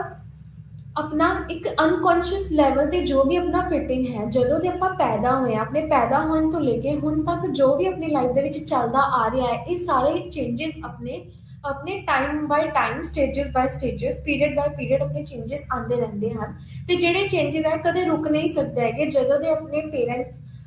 ਜਦੋਂ ਤੇ ਆਪਣੇ ਮੰਮਾ ਨੇ ਆਪਾਂ ਨੂੰ ਕਨਸੀਵ ਕੀਤਾ, ਕਨਸੀਵ ਕਰਨ ਤੋਂ ਲੈ ਕੇ ਹੁਣ ਤੱਕ ਤੇ ਟਿਲ ਡੈਥ, ਜੋ ਵੀ ਆਪਣੇ ਲਾਈਫ ਦੇ ਵਿੱਚ ਐਕਸਪੀਰੀਐਂਸਿਸ ਹੋਣਗੇ, ਆਪਣੇ ਪੈਦਾ ਹੋਣ ਤੋਂ ਲੈ ਕੇ ਆਪਣੀ ਡੈਥ ਤੱਕ, ਤੇ ਆਪਣੇ ਜਿੰਨੇ ਵੀ ਆਪਾਂ ਲੋਕਾਂ ਨੂੰ ਮਿਲਦੇ ਹਾਂ, ਜੋ ਵੀ ਆਪਾਂ ਮਹਿਸੂਸ ਕਰਦੇ ਹਾਂ, ਤੇ ਜੋ ਵੀ ਆਪਾਂ ਡਿਸਕਸ਼ਨ ਕਰਦੇ ਹਾਂ, ਬਿਹੇਵੀਅਰ ਸ਼ੋ ਕਰਦਾ ਆਪਣੀ ਪਰਸਨੈਲਿਟੀ, ਇਹ ਸਭ ਕਿਤੇ ਨਾ ਕਿਤੇ ਆਪਣੇ ਦਿਮਾਗ ਦੇ ਵਿੱਚ as a CD, as a cassette store ਹੁੰਦਾ ਰਹਿੰਦਾ ਹੈ। ਤੇ ਜੋ ਵੀ ਸਟੋਰੇਜ ਹੁੰਦੀ ਹੈ, ਆਪਾਂ ਉਸ ਸਟੋਰੇਜ ਦੇ ਬੇਸਿਸ ਤੇ ਹੀ ਆਪਾਂ ਆਪਣੀ ਨੇਚਰ ਨੂੰ, ਆਪਣੀ ਪਰਸਨੈਲਿਟੀ ਨੂੰ ਆਪਾਂ ਰਿਫਲੈਕਟ ਕਰ ਪਾਉਂਦੇ ਹਾਂ। ਐਂਡ ਜੋ ਵੀ ਆਪਾਂ ਨੇ ਆਪਣੇ ਆਸ-ਪਾਸ, ਆਪਣੇ ਸੁਸਾਇਟੀ, ਆਪਣੇ ਹੈਰੀਡਿਟੀ, ਆਪਣੇ ਇਨਵਾਇਰਨਮੈਂਟ, ਆਪਣੀ ਜੈਨੇਟਿਕਸ ਤੋਂ, ਜੋ ਵੀ ਇਹਨਾਂ ਸਾਰੇ ਲੈਵਲਸ ਤੋਂ ਆਪਾਂ ਨੇ ਸਿੱਖਿਆ ਹੋਇਆ ਹੁੰਦਾ ਹੈ, ਆਪਾਂ ਉੱਦਾਂ ਦੀ ਹੀ ਪਰਸਨੈਲਿਟੀ ਆਪਣੀ ਰਿਫਲੈਕਟ ਕਰ ਪਾਉਂਦੇ ਹਾਂ ਆਪਣੀ ਸੁਸਾਇਟੀ ਤੇ ਆਪਣੇ ਆਸ-ਪਾਸ ਵਾਲੇ ਲੋਕਾਂ ਦੇ ਨਾਲ। ਜਿਵੇਂ ਦਾ ਵੀ ਵਿਵਹਾਰ ਹੁੰਦਾ ਹੈ, ਉਹ ਆਪਣੀ ਪਰਸਨੈਲਿਟੀ ਆਪਣੇ ਬਚਪਨ ਤੋਂ ਲੈ ਕੇ ਹੁਣ ਤੱਕ, ਤੇ ਹੁਣ ਤੱਕ ਤੋਂ ਲੈ ਕੇ ਆਪਣੀ ਆਉਣ ਵਾਲੀ ਲਾਈਫ ਤੱਕ ਜੋ ਵੀ ਆਪਾਂ ਐਕਸਪੀਰੀਐਂਸਿਸ ਲਵਾਂਗੇ, ਉਹ ਸਭ ਆਪਣੀ ਪਰਸਨੈਲਿਟੀ ਦਾ, ਆਪਣੇ ਕੌਨਸ਼ੀਅਸ ਤੇ ਆਪਣੇ ਸਭ ਤੋਂ ਜ਼ਿਆਦਾ ਅਨਕੌਨਸ਼ੀਅਸ ਦਾ ਪਾਰਟ ਹੁੰਦਾ ਹੈ। ਕਿਉਂਕਿ ਕੋਈ ਵੀ ਮੈਮਰੀ ਕਿਤੇ ਲਾਸ ਨਹੀਂ ਹੁੰਦੀ ਹੈਗੀ, ਉਹ ਸਭ ਮੈਮਰੀ ਆਪਣੀ ਸਟੋਰ ਹੁੰਦੀ ਰਹਿੰਦੀ ਹੈ ਆਪਣੇ ਸਬਕੌਨਸ਼ੀਅਸ ਤੇ ਆਪਣੇ ਅਨਕੌਨਸ਼ੀਅਸ ਲੈਵਲ ਦੇ ਵਿੱਚ, ਜਿਹਨੂੰ ਆਪਾਂ ਜੇ ਯਾਦ ਕਰਨ ਦੀ ਕੋਸ਼ਿਸ਼ ਕਰੀਏ ਤਾਂ ਆਪਾਂ ਉਸ ਚੀਜ਼ ਨੂੰ ਹਮੇਸ਼ਾ ਯਾਦ ਕਰ ਪਾਵਾਂਗੇ ਤੇ ਯਾਦ ਆ ਜਾਂਦਾ ਹੈ। Then is humanistic perspective. ਫਿਰ ਇਸ ਤੋਂ ਬਾਅਦ ਆਇਆ ਕਾਲ ਰੋਜਰਸ। ਕਾਲ ਰੋਜਰਸ ਨੇ ਹਿਊਮਨਿਸਟਿਕ ਪਰਸਪੈਕਟਿਵ ਤੇ ਸਾਈਕੋਲੋਜੀ ਨੂੰ ਐਕਸਪਲੇਨ ਕੀਤਾ। Humanistic perspective it's all about humanistic level, ਕਿ ਜੋ ਇੱਕ ਇਨਸਾਨੀ ਤੌਰ ਤੇ ਜੋ ਵੀ ਆਪਾਂ ਕਿਸੇ ਚੀਜ਼ ਨੂੰ ਆਪਾਂ ਸੋਚ ਪਾਉਂਦੇ ਹਾਂ, ਸਮਝ ਪਾਉਂਦੇ ਹਾਂ, ਕਰ ਪਾਉਂਦੇ ਹਾਂ, ਤੇ ਉਹਨਾਂ ਨੇ ਹਿਊਮਨਿਸਟਿਕ ਲੈਵਲ ਨੂੰ, ਕਾਲ ਰੋਜਰਸ ਨੇ ਇਸ ਤਰੀਕੇ ਦੇ ਨਾਲ ਐਕਸਪਲੇਨ ਕੀਤਾ ਕਿ ਜੋ ਵੀ ਪਰਸਨੈਲਿਟੀ ਹੈ ਇੱਕ ਇੰਡੀਵਿਜੂਅਲ ਦੀ, ਉਹ ਉਸਦੇ ਆਪਣੇ ਆਪ ਜੋ ਵੀ ਇੱਕ ਸੋਚ ਦੇ ਨਾਲ ਬਣੀ ਹੋਈ ਇੱਕ ਪਰਸਨੈਲਿਟੀ ਹੁੰਦੀ ਹੈ, ਜਿੱਦਾਂ ਦਾ ਵੀ ਉਹ ਇੱਕ ਰੀਅਲ ਸੈਲਫ ਹੁੰਦੀ ਹੈ। ਜਿਵੇਂ ਸਾਈਕੋ ਐਨਾਲਿਸਿਸ ਦੇ ਵਿੱਚ ਆਪਾਂ ਨੇ ਸਿੱਖਿਆ ਸੀਗਾ ਕਿ ਜੋ ਵੀ ਆਪਾਂ ਬਚਪਨ ਤੋਂ ਲੈ ਕੇ ਹੁਣ ਤੱਕ ਆਪਣੇ ਸਿੱਖ ਦੇ ਨਾਲ, ਆਪਣੇ ਬਿਹੇਵੀਅਰ ਦੇ ਨਾਲ, ਆਪਣੇ ਪਰਸਨੈਲਿਟੀ, ਆਪਣੀ ਸੁਸਾਇਟੀ, ਇਨਵਾਇਰਨਮੈਂਟ ਤੇ ਆਪਣੇ ਜਿੰਨੇ ਵੀ ਆਪਣੀ ਹੈਰੀਡਿਟਰੀ ਤੇ ਆਪਣੇ ਸੁਸਾਇਟਲ ਲੈਵਲ ਤੇ ਜੋ ਵੀ ਆਪਣੇ ਚੇਂਜਸ ਆਪਣੀ ਲਾਈਫ ਦੇ ਵਿੱਚ ਆਏ ਨੇ, ਉਸ ਚੀਜ਼ ਦੇ ਬੇਸਿਸ ਤੇ ਆਪਣੀ ਪਰਸਨੈਲਿਟੀ ਬਣਦੀ ਹੈ। ਉਹਦਾ ਹੀ ਹਿਊਮਨਿਸਟਿਕ ਲੈਵਲ ਤੇ ਜੋ ਵੀ ਆਪਾਂ ਪ੍ਰੋਡਿਊਸ ਕਰ ਪਾਉਂਦੇ ਹਾਂ ਆਪਣੀ ਨੇਚਰ, ਆਪਣੀ ਪਰਸਨੈਲਿਟੀ ਦੇ, ਜੋ ਵੀ ਆਪਾਂ ਆਪਣਾ ਗੋਲ ਬਣਾਉਂਦੇ ਹਾਂ, ਤੇ ਆਪਣਾ ਇੱਕ ਹੁੰਦਾ ਰੀਅਲ ਸੈਲਫ, ਇੱਕ ਹੁੰਦਾ ਆਪਣਾ ਆਈਡੀਅਲ ਸੈਲਫ। ਆਪਣੇ ਰੀਅਲ ਸੈਲਫ ਤੋਂ ਆਪਣੇ ਆਈਡੀਅਲ ਸੈਲਫ ਤੱਕ ਪਹੁੰਚਣ ਲਈ ਜੋ ਵੀ ਆਪਾਂ ਚੀਜ਼ਾਂ ਕਰਦੇ ਹਾਂ, ਜੋ ਵੀ ਆਪਾਂ ਆਪਣੇ ਲਈ ਇੱਕ ਗੋਲ ਬਣਾ ਰੱਖਿਆ ਹੁੰਦਾ ਹੈ ਜਾਂ ਇੱਕ ਮੋਟਿਵ ਬਣਾ ਰੱਖਿਆ ਹੁੰਦਾ ਹੈ ਕਿ ਮੈਂ ਕੱਲ ਨੂੰ ਆਈਏਐਸ ਆਫਿਸਰ ਬਣਨਾ ਹੈ, ਤੇ ਉਸ ਦੇ ਲਈ ਮੇਰੀ ਰਿਐਲਿਟੀ ਕਿਆ ਹੈ ਕਿ ਮੇਰੀ ਫਾਈਨੈਂਸ਼ੀਅਲ ਕੰਡੀਸ਼ਨਸ ਅੱਛੀ ਨਹੀਂ ਹੈ, ਜਿਸ ਸੁਸਾਇਟੀ ਦੇ ਵਿੱਚ ਮੈਂ ਰਹਿਣਾ ਹੈ ਉਹਦੇ ਵਿੱਚ ਕਾਫੀ ਸਾਰੀਆਂ ਇਹੋ ਜਿਹੀਆਂ ਤਬਦੀਲੀਆਂ ਨਹੀਂ ਹੋਈਆਂ ਹਨ ਜੋ ਮੈਂ ਆਪਣੀ ਲਾਈਫ ਦੇ ਵਿੱਚ ਕਰਨਾ ਚਾਹੁੰਦਾ ਹਾਂ, ਆਪਣੀ ਸੁਸਾਇਟੀ ਦੇ ਵਿੱਚ ਬੰਦੇ ਦੇਖਣਾ ਚਾਹੁੰਦਾ ਹਾਂ। ਤਾਂ ਉਸ ਦੇ ਲਈ ਉਹ ਰੀਅਲ ਸੈਲਫ ਤੇ ਆਪਣੇ ਆਈਡੀਅਲ ਸੈਲਫ ਦੇ ਵਿੱਚ ਜਿਹੜਾ ਇੱਕ ਪਾਰਟ ਹੁੰਦਾ ਹੈ, ਉਸ ਚੀਜ਼ ਤੱਕ ਪਹੁੰਚਣ ਦੀ ਕੋਸ਼ਿਸ਼ ਕਰਨਾ ਹੁੰਦਾ ਹੈ ਕਿ ਮੇਰੀ ਆਈਡੀਅਲ ਲਾਈਫ ਕਿਆ ਹੈ, ਕਿ ਮੈਂ ਆਈਏਐਸ ਆਫਿਸਰ ਬਣ ਕੇ ਜੋ ਵੀ ਫਾਈਨੈਂਸ਼ੀਅਲ ਪ੍ਰੋਬਲਮਸ ਮੈਂ ਫੇਸ ਕੀਤੀਆਂ ਹਨ ਤੇ ਜੋ ਵੀ ਸੁਸਾਇਟਲ ਲੈਵਲ ਤੇ ਜੋ ਵੀ ਮੈंने ਪ੍ਰੋਬਲਮਸ ਫੇਸ ਕੀਤੀਆਂ ਹਨ, ਮੈਂ ਉਹਨਾਂ ਨੂੰ ਠੀਕ ਕਰਨਾ ਚਾਹੁੰਦਾ ਹੈ। ਉਹ ਮੇਰੀ ਆਈਡੀਅਲ ਸੈਲਫ ਹੈ ਕਿ ਮੈਂ ਉੱਦਾਂ ਦਾ ਬੰਦਾ ਆਪਣੇ ਆਪ ਨੂੰ ਦੇਖਣਾ ਚਾਹੁੰਦਾ ਹਾਂ। ਪਰ ਜੋ ਮੇਰੀ ਰੀਅਲ ਸੈਲਫ ਹੈ ਹਲੇ ਉਸਨੂੰ ਮੇਰੇ ਗੋਲ ਤੱਕ ਪਹੁੰਚਣ ਲਈ ਕਾਫੀ ਇੱਕ ਡਿਸਟੈਂਸ ਹੈ, ਤੇ ਉਸ ਚੀਜ਼ ਨੂੰ ਭਰਨਾ, ਉਸ ਜਿਹੜਾ ਗੈਪ ਹੈ ਉਸ ਚੀਜ਼ ਨੂੰ ਖਤਮ ਕਰਨਾ, ਉਹ ਹਿਊਮਨਿਸਟਿਕ ਪਰਸਪੈਕਟਿਵ ਦੇ ਲੈਵਲ ਦੇ ਉੱਤੇ ਵਰਕ ਕੀਤਾ ਜਾਂਦਾ ਹੈ। ਫਿਰ ਆਇਆ ਕੋਗਨੀਟਿਵ ਪਰਸਪੈਕਟਿਵ। ਕੋਗਨੀਟਿਵ ਪਰਸਪੈਕਟਿਵ ਹੈ ਜੋ ਵੀ ਆਪਣੇ ਮੈਂਟਲ ਪ੍ਰੋਸੈਸਸ ਹਨ। ਮੈਂਟਲ ਪ੍ਰੋਸੈਸਸ ਦੇ ਵਿੱਚ ਆ ਜਾਂਦਾ ਹੈ ਜਿਵੇਂ ਆਪਣੇ ਚੇਂਜਸ ਹੋਣਾ, ਚੇਂਜਸ ਦੇ ਵਿੱਚ ਆ ਜਾਂਦਾ ਹੈ ਆਪਣੇ ਕੋਈ ਵੀ ਚੀਜ਼ ਨੂੰ ਸੋਲਵ ਕਰਨਾ, ਜਿਹਦੇ ਵਿੱਚ ਆਪਾਂ ਦਿਮਾਗੀ ਲੈਵਲ ਤੇ ਕਿਸੇ ਚੀਜ਼ ਨੂੰ ਸੋਲਵ ਕਰਦੇ ਹਾਂ, ਉਸ ਚੀਜ਼ ਨੂੰ ਕੋਗਨੀਟਿਵ ਪਰਸਪੈਕਟਿਵ ਕਿਹਾ ਜਾਂਦਾ ਹੈ। ਕੋਗਨੀਸ਼ਨ, ਕੋਗਨੀਸ਼ਨ ਆਪਣੇ ਜੋ ਵੀ ਆਪਾਂ ਜਿਸ ਚੀਜ਼ ਦੇ ਵਿੱਚ ਵੀ ਆਪਣੇ ਦਿਮਾਗ ਦਾ ਇਸਤੇਮਾਲ ਕਰਦੇ ਹਾਂ ਕਿਸੇ ਪ੍ਰੋਬਲਮ ਨੂੰ ਸੋਲਵ ਕਰਨ ਦੇ ਲਈ, ਕਿਸੇ ਚੀਜ਼ ਦਾ ਸੋਲਿਊਸ਼ਨ ਫਾਈਂਡ ਕਰਨ ਦੇ ਲਈ, ਜਾਂ ਕਿਸੇ ਚੀਜ਼ ਨੂੰ ਆਪਣੇ ਕ੍ਰੀਏਟਿਵ ਲੈਵਲ ਦੇ ਉੱਤੇ ਐਕਸਪੋਜ਼ ਕਰਨ ਦੇ ਲਈ ਜਾਂ ਯੂਜ਼ ਕਰਨ ਦੇ ਲਈ। ਤੇ ਅਲੱਗ-ਅਲੱਗ ਚੀਜ਼ਾਂ ਜਿੱਦਾਂ ਪਈਆਂ ਹੋਣ ਤੇ ਉਸ ਚੀਜ਼ ਨੂੰ ਆਪਾਂ ਕਿੱਦਾਂ ਐਜ਼ ਅ ਕ੍ਰੀਏਟੀਵਿਟੀ ਦੇ ਨਾਲ ਯੂਜ਼ ਕਰ ਸਕਦੇ ਹਾਂ, ਜਾਂ ਕਿਸੇ ਚੀਜ਼ ਨੂੰ ਆਪਾਂ ਕਿੱਦਾਂ ਜੋੜ ਕੇ ਇੱਕ ਇਨੋਵੇਟਿਵ ਚੀਜ਼ ਫਾਈਂਡ ਕਰ ਸਕਦੇ ਹਾਂ ਸਾਇੰਟੀਫਿਕਲ ਲੈਵਲ ਤੇ, ਉਸ ਚੀਜ਼ ਨੂੰ ਕੋਗਨੀਟਿਵ ਪਰਸਪੈਕਟਿਵ ਕਿਹਾ ਜਾਂਦਾ ਹੈ। ਤਾਂ ਸਾਈਕੋਲੋਜੀ ਦੇ ਵਿੱਚ ਕੋਗਨੀਟਿਵ ਪਰਸਪੈਕਟਿਵ ਨੂੰ ਦਾ ਵੀ ਇੱਕ ਇੰਪੋਰਟੈਂਟ ਰੋਲ ਸੀਗਾ, ਜਿਸ ਦੇ ਵਿੱਚ ਆਪਾਂ ਕੋਗਨੀਸ਼ਨ ਦੇ ਬੇਸਿਸ ਦੇ ਉੱਤੇ ਆਪਾਂ ਸਾਈਕੋਲੋਜੀ ਨੂੰ ਅੰਡਰਸਟੈਂਡ ਕਰ ਸਕਦੇ ਹਾਂ ਕਿ ਵਾਟ ਇਜ਼ ਸਾਈਕੋਲੋਜੀ, ਤੇ ਆਪਾਂ ਉਸ ਦੇ ਵਿੱਚ ਆਪਣੇ ਜਿਹੜੇ ਮੈਂਟਲ ਪ੍ਰੋਸੈਸਿਸ ਹੈ ਜੋ ਕਿ ਆਪਾਂ ਦਿਮਾਗੀ ਲੈਵਲ ਤੇ ਜੋ ਵੀ ਆਪਾਂ ਬਿਹੇਵੀਅਰ ਪ੍ਰੋਡਿਊਸ ਕਰ ਪਾਉਂਦੇ ਹਾਂ ਕਿਸੇ ਚੀਜ਼ ਨੂੰ ਸੋਲਵ ਕਰਨ ਦੇ ਲਈ, ਆਪਣੀ ਨੇਚਰ ਨੂੰ ਰਿਫਲੈਕਟ ਕਰਨ ਦੇ ਲਈ, ਤੇ ਆਪਣੀ ਕਿਸੇ ਵੀ ਚੀਜ਼ ਨੂੰ ਸੋਲਿਊਸ਼ਨ ਲੱਭਣ ਦੇ ਲਈ, ਪ੍ਰੋਬਲਮ ਨੂੰ ਡਿਫਾਈਨ ਕਰਨ ਦੇ ਲਈ, ਤੇ ਪ੍ਰੋਬਲਮ ਦਾ ਸੋਲਿਊਸ਼ਨ ਵੀ ਕੱਢਣ ਦੇ ਲਈ ਉਸ ਚੀਜ਼ ਦੇ ਵਿੱਚ ਕੋਗਨੀਸ਼ਨ ਦਾ ਇਸਤੇਮਾਲ ਕੀਤਾ ਜਾਂਦਾ ਹੈ। Then comes socio-cultural perspective. Socio-cultural perspective is all about our society, ਜਿਹੜੀ society ਦੇ ਵਿੱਚ ਆਪਾਂ ਰਹਿੰਦੇ ਹਾਂ ਤੇ ਉਹ societal level ਤੇ ਜੋ ਵੀ ਆਪਣੇ changes ਆਪਾਂ ਨੂੰ ਦੇਖਣ ਨੂੰ ਮਿਲਦੇ ਆ, ਉਸ ਦੇ ਵਿੱਚ ਜੋ ਵੀ ਅਲੱਗ-ਅਲੱਗ cultures, ਕੋਈ ਵੀ tradition, ਕਿਸੇ ਵੀ ਕਾਸਟ ਨੂੰ ਲੈ ਕੇ, ਕਿਸੇ ਵੀ creed ਨੂੰ ਲੈ ਕੇ, ਕਿਸੇ ਵੀ race ਨੂੰ ਲੈ ਕੇ ਕਿਆ-ਕਿਆ different ਚੀਜ਼ਾਂ ਯੂਟੀਲਾਈਜ਼ ਕੀਤੀਆਂ ਜਾਂਦੀਆਂ ਹਨ। ਰਹਿਣ ਸਹਿਣ ਦਾ ਤਰੀਕਾ ਕਿੱਦਾਂ ਦਾ ਹੁੰਦਾ ਹੈ, ਕਿਸੇ ਦੇ ਨਾਲ ਗੱਲਬਾਤ ਕਰਨ ਦਾ ਤਰੀਕਾ ਕੀ ਹੁੰਦਾ ਹੈ, ਕਿੱਦਾਂ ਦੀ ਲੈਂਗੁਏਜ ਯੂਜ਼ ਕੀਤੀ ਜਾਂਦੀ ਹੈ, ਤੇ ਕਿਸ ਤਰੀਕੇ ਦਾ ਪਹਿਰਾਵਾ ਯੂਜ਼ ਕੀਤਾ ਜਾਂਦਾ ਹੈ, ਕਿੱਦਾਂ ਦੇ ਟ੍ਰੈਡੀਸ਼ਨਸ ਯੂਜ਼ ਕੀਤੇ ਜਾਂਦੇ ਹਨ, ਤੇ ਕਿੱਦਾਂ ਇੱਕ ਟ੍ਰੈਡੀਸ਼ਨ ਤੋਂ ਦੂਜੇ ਟ੍ਰੈਡੀਸ਼ਨ ਦੇ ਵਿੱਚ ਇੱਕ ਡਿਫਰੈਂਸ ਦੇਖਿਆ ਜਾਂਦਾ ਹੈ। So that is socio cultural perspective, ਕਿ ਕਿਸੇ ਚੀਜ਼ ਦੇ ਵਿੱਚ ਆਪਾਂ ਨੇ ਜੇ ਚੇਂਜਸ ਦੇਖਣੇ ਆ ਤਾਂ how we can observe those changes. Socio cultural perspective. Then comes the biological perspective. Biological perspective is all about the biology of the body, मतलब किसी body, अपनी ਜਿਹੜੀ body ਹੈ ਉਸ ਦੇ ਵਿੱਚ ਜਿਹੜੇ ਹਰ ਇੱਕ part ਹੈ, ਹਰ ਇੱਕ part ਦਾ ਅਲੱਗ-ਅਲੱਗ ਇੱਕ ਫੰਕਸ਼ਨ ਹੈ, उस चीज़ की स्टडी करना, अपना हार्ट, अपना लंग, अपना रेस्पिरेटरी सिस्टम, अपना ब्रेन, अपने हैंड्स, अपने जेस्टर्स, ये सारे का अलग अलग एक ਕਰਤੱਵਯ ਹੁੰਦਾ ਹੈ ਤੇ ਆਪਣਾ ਇੱਕ ਰੋਲ ਹੁੰਦਾ ਹੈ, ਜੋ ਵੀ ਇੱਕ ਬਾਇਓਲੋਜੀਕਲ ਲੈਵਲ, ਇੱਕ ਬੋਡੀਲੀ ਲੈਵਲ ਆਪਾਂ ਨੂੰ ਹੈਰੀਡਿਟਰੀ ਤੋਂ ਆਪਾਂ ਨੂੰ ਕਿਆ ਮਿਲਿਆ, ਆਪਣੀ ਜੀਨਸ ਤੇ ਆਪਣੀ ਜੋ ਪਰਸਨੈਲਿਟੀ, ਆਪਣਾ ਫੇਸ, ਆਪਣੇ ਅੰਦਰ ਜਿੰਨੇ ਵੀ ਸੈਲਸ, ਇਹ ਸਾਰੇ ਇਹਨਾਂ ਦੇ ਅਲੱਗ-ਅਲੱਗ ਆਪਣੇ ਇੱਕ ਮੋਟਿਵ ਹੁੰਦੇ ਨੇ ਬਿਹੇਵ ਕਰਨ ਦੇ। ਸੋ ਇਹ ਸਾਰੇ ਇੱਕ ਸਾਈਕੋਲੋਜੀ ਦਾ ਹੀ ਪਾਰਟ ਨੇ, ਜੋ ਵੀ ਆਪਾਂ ਬਾਇਓਲੋਜੀਕਲ ਸਾਈਕੋਬਾਇਓਲੋਜੀਕਲ ਲੈਵਲ ਤੇ ਆਪਾਂ ਜੋ ਵੀ ਸਿੱਖ ਪਾਉਂਦੇ ਹਾਂ ਉਹ ਸਭ ਸਾਈਕੋਲੋਜੀ ਦਾ ਪਾਰਟ ਨੇ। Then is evolutionary perspective. Evolutionary perspective ਜਿਵੇਂ ਆਪਾਂ ਨੂੰ ਪਤਾ ਹੈ ਕਿ ਪਹਿਲਾਂ ਵਾਈਲਡ ਟਾਈਮਸ, ਮਤਲਬ ਪਹਿਲਾਂ ਦੇ ਟਾਈਮ ਦੇ ਵਿੱਚ ਦੇਖਿਆ ਜਾਂਦਾ ਸੀਗਾ ਕਿ ਜਿਹੜੇ ਓਲਡ ਟਾਈਮਸ ਦੇ ਵਿੱਚ ਜਦੋਂ ਫੋਰੈਸਟ ਦੇ ਵਿੱਚ ਰਹਿੰਦੇ ਸੀਗੇ ਜਿਹੜੇ ਇਨਸਾਨ ਸੀਗੇ, ਉਹ ਫੋਰੈਸਟ ਦੇ ਵਿੱਚ ਹੀ ਆਪਣੇ ਆਪ ਨੂੰ ਹੰਟ ਕਰਦੇ ਸੀਗੇ ਤੇ ਖਾਣਾ ਬਣਾਉਂਦੇ ਸੀ, ਖਾਂਦੇ ਸੀ। ਕਿੱਦਾਂ ਕਿੱਦਾਂ ਉਹਨਾਂ ਤੋਂ ਐਵੋਲਿਊਸ਼ਨ ਸਟਾਰਟ ਹੋਈ ਤੇ ਕਿੱਦਾਂ ਅੱਜ ਆਪਾਂ ਸਾਰੀਆਂ ਚੀਜ਼ਾਂ ਆਪਣੇ ਜੋ ਵੀ ਸੋਸਾਇਟੀ ਦੇ ਵਿੱਚ ਆਪਾਂ ਨੂੰ ਯੂਜ਼ ਕਰ ਰਹੇ ਹਾਂ, ਆਪਾਂ ਕੋਈ ਵੀ ਟੈਕਨੋਲੋਜੀ ਹੈ ਉਹ ਕਿੱਦਾਂ ਆਪਣੀ ਲਾਈਫ ਦੇ ਵਿੱਚ ਅੱਜ ਯੂਜ਼ ਹੋਈ, ਤਾਂ ਉਹ ਕਿੱਦਾਂ ਉਸਦੀ ਸਟਾਰਟ ਹੋਈ ਤੇ ਆਪਣੀ ਇੱਕ ਐਵੋਲਿਊਸ਼ਨ ਕਿੱਦਾਂ ਹੁੰਦੀ ਆ ਰਹੀ ਹੈ। ਇੱਕ ਛੋਟੇ ਬੱਚੇ ਤੋਂ ਲੈ ਕੇ ਕਿੱਦਾਂ ਉਹ ਇੱਕ ਅਡਲਟ ਲਾਈਫ ਤੱਕ ਆਉਂਦਾ ਹੈ, ਅਡਲਟ ਲਾਈਫ ਤੋਂ ਇੱਕ ਓਲਡ ਮੈਨ ਦੇ ਲੈਵਲ ਤੇ ਆ ਜਾਂਦਾ ਹੈ। ਇਹ ਸਾਰੀ ਕੀ ਸਟੱਡੀ ਕਿ ਹਰ ਇੱਕ ਸਟੇਜ ਵਾਈਜ਼ ਸਟੇਜ ਕਿੱਦਾਂ ਕਿੱਦਾਂ ਕਿਹੜੇ ਕਿਹੜੇ ਰੋਲ ਆਪਣੇ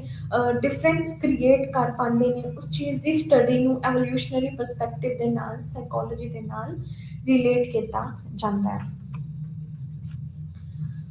ਫਿਰ ਆਉਂਦੇ ਆ ਮਨੋਵਿਗਿਆਨ ਦੇ ਭਾਗ। ਮਨੋਵਿਗਿਆਨ ਦੇ ਅਲੱਗ-ਅਲੱਗ ਕਿਹੜੇ-ਕਿਹੜੇ ਖੇਤਰ ਹਨ ਜਿਹਦੇ ਵਿੱਚ ਆਪਾਂ ਸਾਈਕੋਲੋਜੀ ਨੂੰ ਪੜ੍ਹ ਪਾਉਂਦੇ ਹਾਂ, ਸਿੱਖ ਪਾਉਂਦੇ ਹਾਂ, ਯੂਜ਼ ਕਰ ਪਾਉਂਦੇ ਹਾਂ। ਸੋ ਪਹਿਲਾਂ ਆਉਂਦਾ ਹੈ ਕਲੀਨਿਕਲ ਸਾਈਕੋਲੋਜੀ। ਕਲੀਨਿਕਲ ਸਾਈਕੋਲੋਜਿਸਟ ਹੁੰਦੇ ਨੇ ਜੋ, ਉਹ ਡਾਕਟਰਸ ਦੇ ਨਾਲ ਜੋ ਸਾਈਕੈਟਰਿਸਟ ਹੁੰਦੇ ਨੇ ਉਹਨਾਂ ਦੇ ਅੰਡਰ ਵਰਕ ਕਰਦੇ ਹਨ। ਕਲੀਨਿਕਲ ਲੈਵਲ ਦੇ ਵਿੱਚ ਉਹ ਸਾਈਕੋਲੋਜਿਸਟ ਰੋਲ ਪਲੇ ਕਰਦੇ ਨੇ ਜਿਹੜੇ ਦਿਮਾਗੀ ਲੈਵਲ ਤੇ ਜਿਹੜੇ ਪੇਸ਼ੈਂਟਸ ਦੇ ਨਾਲ ਡੀਲ ਕਰਦੇ ਹਨ, ਜੋ ਕਿ ਕਾਫੀ ਜ਼ਿਆਦਾ ਐਬਨੋਰਮਲ ਹੁੰਦੇ ਨੇ, ਜੋ ਨੋਰਮਲ ਲੋਕਾਂ ਦੇ ਨਾਲੋਂ ਥੋੜ੍ਹਾ ਜਿਹਾ ਐਬਨੋਰਮੈਲਿਟੀ ਜਾਂ ਫਿਰ ਕੋਈ ਦਿੱਕਤ ਹੁੰਦੀ ਹੈ ਜਿਨ੍ਹਾਂ ਦੀ ਲਾਈਫ ਦੇ ਵਿੱਚ, ਕਲੀਨਿਕਲ ਸਾਈਕੋਲੋਜਿਸਟ ਉਹਨਾਂ ਨੂੰ ਟਰੀਟ ਕਰਦੇ ਹਨ। ਕਲੀਨਿਕਲ ਸਾਈਕੋਲੋਜਿਸਟ ਡਾਕਟਰਸ ਦੇ ਨਾਲ ਸਾਈਕੈਟਰਿਸਟ ਹੁੰਦੇ ਨੇ ਜੋ ਉਹਨਾਂ ਦੇ ਅੰਡਰ ਤੇ ਉਹਨਾਂ ਦੇ ਨਾਲ ਹੀ ਐਜ਼ ਅ ਕਲੀਨੀਸ਼ੀਅਨਸ ਕੰਮ ਕਰਦੇ ਹਨ, ਤੇ ਉਹ ਐਜ਼ ਅ ਥੈਰੇਪੀਜ਼ ਦੇ ਪਾਉਂਦੇ ਹਨ, ਪਰ ਉਹ ਇੱਕ ਮੈਡੀਸਨ ਪ੍ਰਿਸਕ੍ਰਾਈਬ ਨਹੀਂ ਕਰ ਪਾਉਂਦੇ। ਸਾਈਕੈਟਰਿਸਟ ਤੇ ਕਲੀਨਿਕਲ ਸਾਈਕੋਲੋਜਿਸਟ ਦਾ ਕੰਮ ਸਾਈਡ ਬਾਈ ਸਾਈਡ ਚੱਲਦਾ ਹੈ, ਜਿੱਥੇ ਕਿ ਸਾਈਕੈਟਰਿਸਟ ਇੱਕ ਦਵਾਈ ਪ੍ਰਿਸਕ੍ਰਾਈਬ ਕਰ ਸਕਦੇ ਹਨ, ਪਰ ਕਲੀਨਿਕਲ ਸਾਈਕੋਲੋਜਿਸਟ ਦਵਾਈ ਨਹੀਂ ਪ੍ਰਿਸਕ੍ਰਾਈਬ ਕਰ ਸਕਦੇ, ਪਰ ਉਹ ਇੱਕ ਸਾਈਕੋਲੋਜੀਕਲ ਸਪੋਰਟ ਜ਼ਰੂਰ ਦੇ ਪਾਉਂਦੇ ਹਨ ਜਿਹੜੇ ਵੀ ਉਹਨਾਂ ਦੇ ਐਬਨੋਰਮਲ ਪੇਸ਼ੈਂਟਸ ਹੁੰਦੇ ਨੇ। ਜਿੰਨੇ ਵੀ ਉਹਨਾਂ ਦੇ ਪੇਸ਼ੈਂਟਸ ਹੁੰਦੇ ਨੇ ਜੋ ਕਿ ਹਸਪੀਟਲ ਲੈਵਲ ਤੇ ਆਉਂਦੇ ਨੇ, ਕਈ ਵਾਰ ਉਹ ਆਪਣਾ ਪਰਸਨਲ ਕਲੀਨਿਕ ਵੀ ਖੋਲ੍ਹ ਲੈਂਦੇ ਹਨ, ਜਿੱਦਾਂ ਕਿਸੇ ਨੂੰ ਡਾਊਨ ਸਿੰਡਰੋਮ ਹੁੰਦਾ ਹੈ, ਕਿਸੇ ਨੂੰ ਸਕਿਜ਼ੋਫਰੇਨੀਆ ਹੁੰਦਾ ਹੈ, ਜਾਂ ਡਿਸਲੈਕਸੀਆ ਹੁੰਦਾ ਹੈ, ਬੱਚੇ ਨੂੰ ਪੜ੍ਹਨ ਲਿਖਣ ਦੇ ਵਿੱਚ ਪ੍ਰੋਬਲਮ ਹੁੰਦੀ ਹੈ, ਕਿਸੇ ਦੀ ਦਿਮਾਗੀ ਹਾਲਤ ਠੀਕ ਨਹੀਂ ਹੁੰਦੀ ਹੈਗੀ, ਤਾਂ ਉਹਨਾਂ ਨੂੰ ਕਲੀਨਿਕਲ ਲੈਵਲ ਤੇ ਉਹਨਾਂ ਦੀ ਸਪੋਰਟ ਦਿੰਦੇ ਹਨ, ਤੇ ਉਹ ਕਲੀਨਿਕਲ ਸਾਈਕੋਲੋਜਿਸਟ ਹੁੰਦੇ ਹਨ। ਫਿਰ ਆਉਂਦੇ ਹਨ ਕਾਉਂਸਲਿੰਗ ਸਾਈਕੋਲੋਜਿਸਟ। ਕਾਉਂਸਲਿੰਗ ਸਾਈਕੋਲੋਜਿਸਟ ਉਹ ਹੁੰਦੇ ਹਨ ਜਿਹੜੇ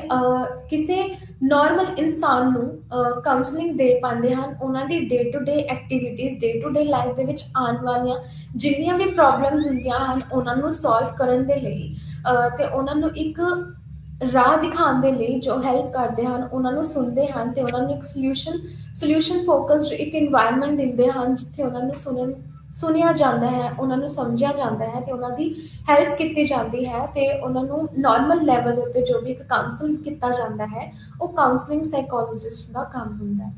ਦੈਨ ਇਜ਼ ਇਨਵਾਇਰਨਮੈਂਟਲ ਸਾਈਕੋਲੋਜੀ। ਹੁਣ ਆਪਾਂ ਸਾਈਕੋਲੋਜੀ ਨੂੰ ਇਨਵਾਇਰਨਮੈਂਟਲ ਲੈਵਲ ਤੇ ਵੀ ਐਜ਼ ਅ ਸਾਈਕੋਲੋਜਿਸਟ ਦੇਖੇ ਜਾਂਦੇ ਹਨ, ਜਿਹੜੇ ਇਨਵਾਇਰਨਮੈਂਟ ਦੇ ਵਿੱਚ ਹੋਣ ਵਾਲੇ ਕੋਈ ਡਿਫਰੈਂਟ ਚੀਜ਼ਾਂ ਹੁੰਦੀਆਂ ਹਨ ਜੋ ਕਿ ਇਨਸਾਨ ਦੇ ਲਈ ਪ੍ਰੋਬਲਮੈਟਿਕ ਹੁੰਦਾ ਹੈ, ਜਾਂ ਜੋ ਇਨਸਾਨ ਉਸ ਚੀਜ਼ ਨੂੰ ਸੋਲਵ ਆਊਟ ਨਹੀਂ ਕਰ ਪਾਉਂਦਾ ਹੈਗਾ ਇਨਵਾਇਰਨਮੈਂਟਲ ਲੈਵਲ ਜਾਂ ਫਿਰ ਸੁਸਾਇਟਲ ਲੈਵਲ ਤੇ ਕੋਈ ਵੀ ਪ੍ਰੋਬਲਮ, ਉਸ ਚੀਜ਼ ਦੇ ਉੱਤੇ ਸਾਈਕੋਲੋਜਿਸਟ ਵਰਕ ਕਰਦੇ ਹਨ। ਫਿਰ ਆਉਂਦਾ ਹੈ ਐਕਸਪੈਰੀਮੈਂਟਲ ਸਾਈਕੋਲੋਜਿਸਟ। ਐਕਸਪੈਰੀਮੈਂਟਲ ਸਾਈਕੋਲੋਜੀ ਉੱਥੇ ਵਰਕ ਕਰਦੇ ਆ ਜਿਹੜੇ ਇੱਕ ਲੈਬੋਰੇਟਰੀ ਜਾਂ ਸਾਇੰਟੀਫਿਕਲ ਲੈਵਲ ਦੇ ਉੱਤੇ ਵਰਕ ਕੀਤਾ ਜਾਂਦਾ ਹੈ, ਜਿਸ ਦੇ ਵਿੱਚ ਐਕਸਪੈਰੀਮੈਂਟਸ ਕੀਤੇ ਜਾਂਦੇ ਹਨ, ਤੇ ਉਸ ਐਕਸਪੈਰੀਮੈਂਟ ਨੂੰ ਸਾਇੰਟੀਫਿਕਲ ਲੈਵਲ ਤੇ ਪ੍ਰੂਫ ਕਰਨਾ ਹੁੰਦਾ ਹੈ। ਇਸ ਕਰਕੇ ਲੈਬੋਰੇਟਰੀ ਤੇ ਮਸ਼ੀਨਸ ਤੇ ਆਬਜ਼ਰਵੇਸ਼ਨਸ ਦਾ ਯੂਜ਼ ਕੀਤਾ ਜਾਂਦਾ ਹੈ, ਤਾਂ ਕਿ ਉਸ ਚੀਜ਼ ਨੂੰ ਉਹ ਫੈਕਚੁਅਲ ਡਿਸਕ੍ਰਿਪਸ਼ਨ ਦੇ ਨਾਲ ਐਕਸਪਲੇਨ ਕਰ ਸਕਣ ਤੇ ਉਸ ਤੋਂ ਫੈਕਚੁਅਲ ਡਿਸਕ੍ਰਿਪਸ਼ਨ ਦੇ ਨਾਲ ਦੇਖ ਸਕਣ। ਐਕਸਪੈਰੀਮੈਂਟ ਕਰਨ ਕਰਕੇ ਉਹਨਾਂ ਨੂੰ ਐਕਸਪੈਰੀਮੈਂਟਲ ਸਾਈਕੋਲੋਜਿਸਟ ਕਿਹਾ ਜਾਂਦਾ ਹੈ, ਤੇ ਉਹ ਐਕਸਪੈਰੀਮੈਂਟ ਲੈਬੋਰੇਟਰੀ ਸੈਟਿੰਗਸ ਦੇ ਵਿੱਚ ਹੀ ਕੀਤਾ ਜਾਂਦਾ ਹੈ, ਜਾਂ ਇੱਕ ਪਰਟੀਕੂਲਰ ਇੱਕ ਸੈਟਅਪ ਹੁੰਦਾ ਹੈ ਜਿਹਦੇ ਵਿੱਚ ਉਸਨੇ ਜੋ ਵੀ ਓਬਜ਼ਰਵ ਕਰਨਾ ਹੁੰਦਾ ਹੈ ਉਸਦੀ ਰਿਕਾਰਡਿੰਗਸ ਹੁੰਦੀ ਹੈ, ਉਸ ਚੀਜ਼ ਨੂੰ ਉਹਨਾਂ ਨੇ ਕਲੀਅਰਲੀ ਇੱਕ ਸਾਇੰਟੀਫਿਕਲ ਲੈਵਲ ਦੇ ਉੱਤੇ ਐਕਸਪਲੇਨੇਸ਼ਨ ਦੇ ਲਈ ਉਸੀ ਵੇ ਦੇ ਨਾਲ, ਉਸੀ ਸਟੈਪਸ ਦੇ ਨਾਲ ਉਸਨੂੰ ਫੋਲੋ ਕੀਤਾ ਜਾਂਦਾ ਹੈ। Then comes comparative psychology. Comparative psychology is the study of animals.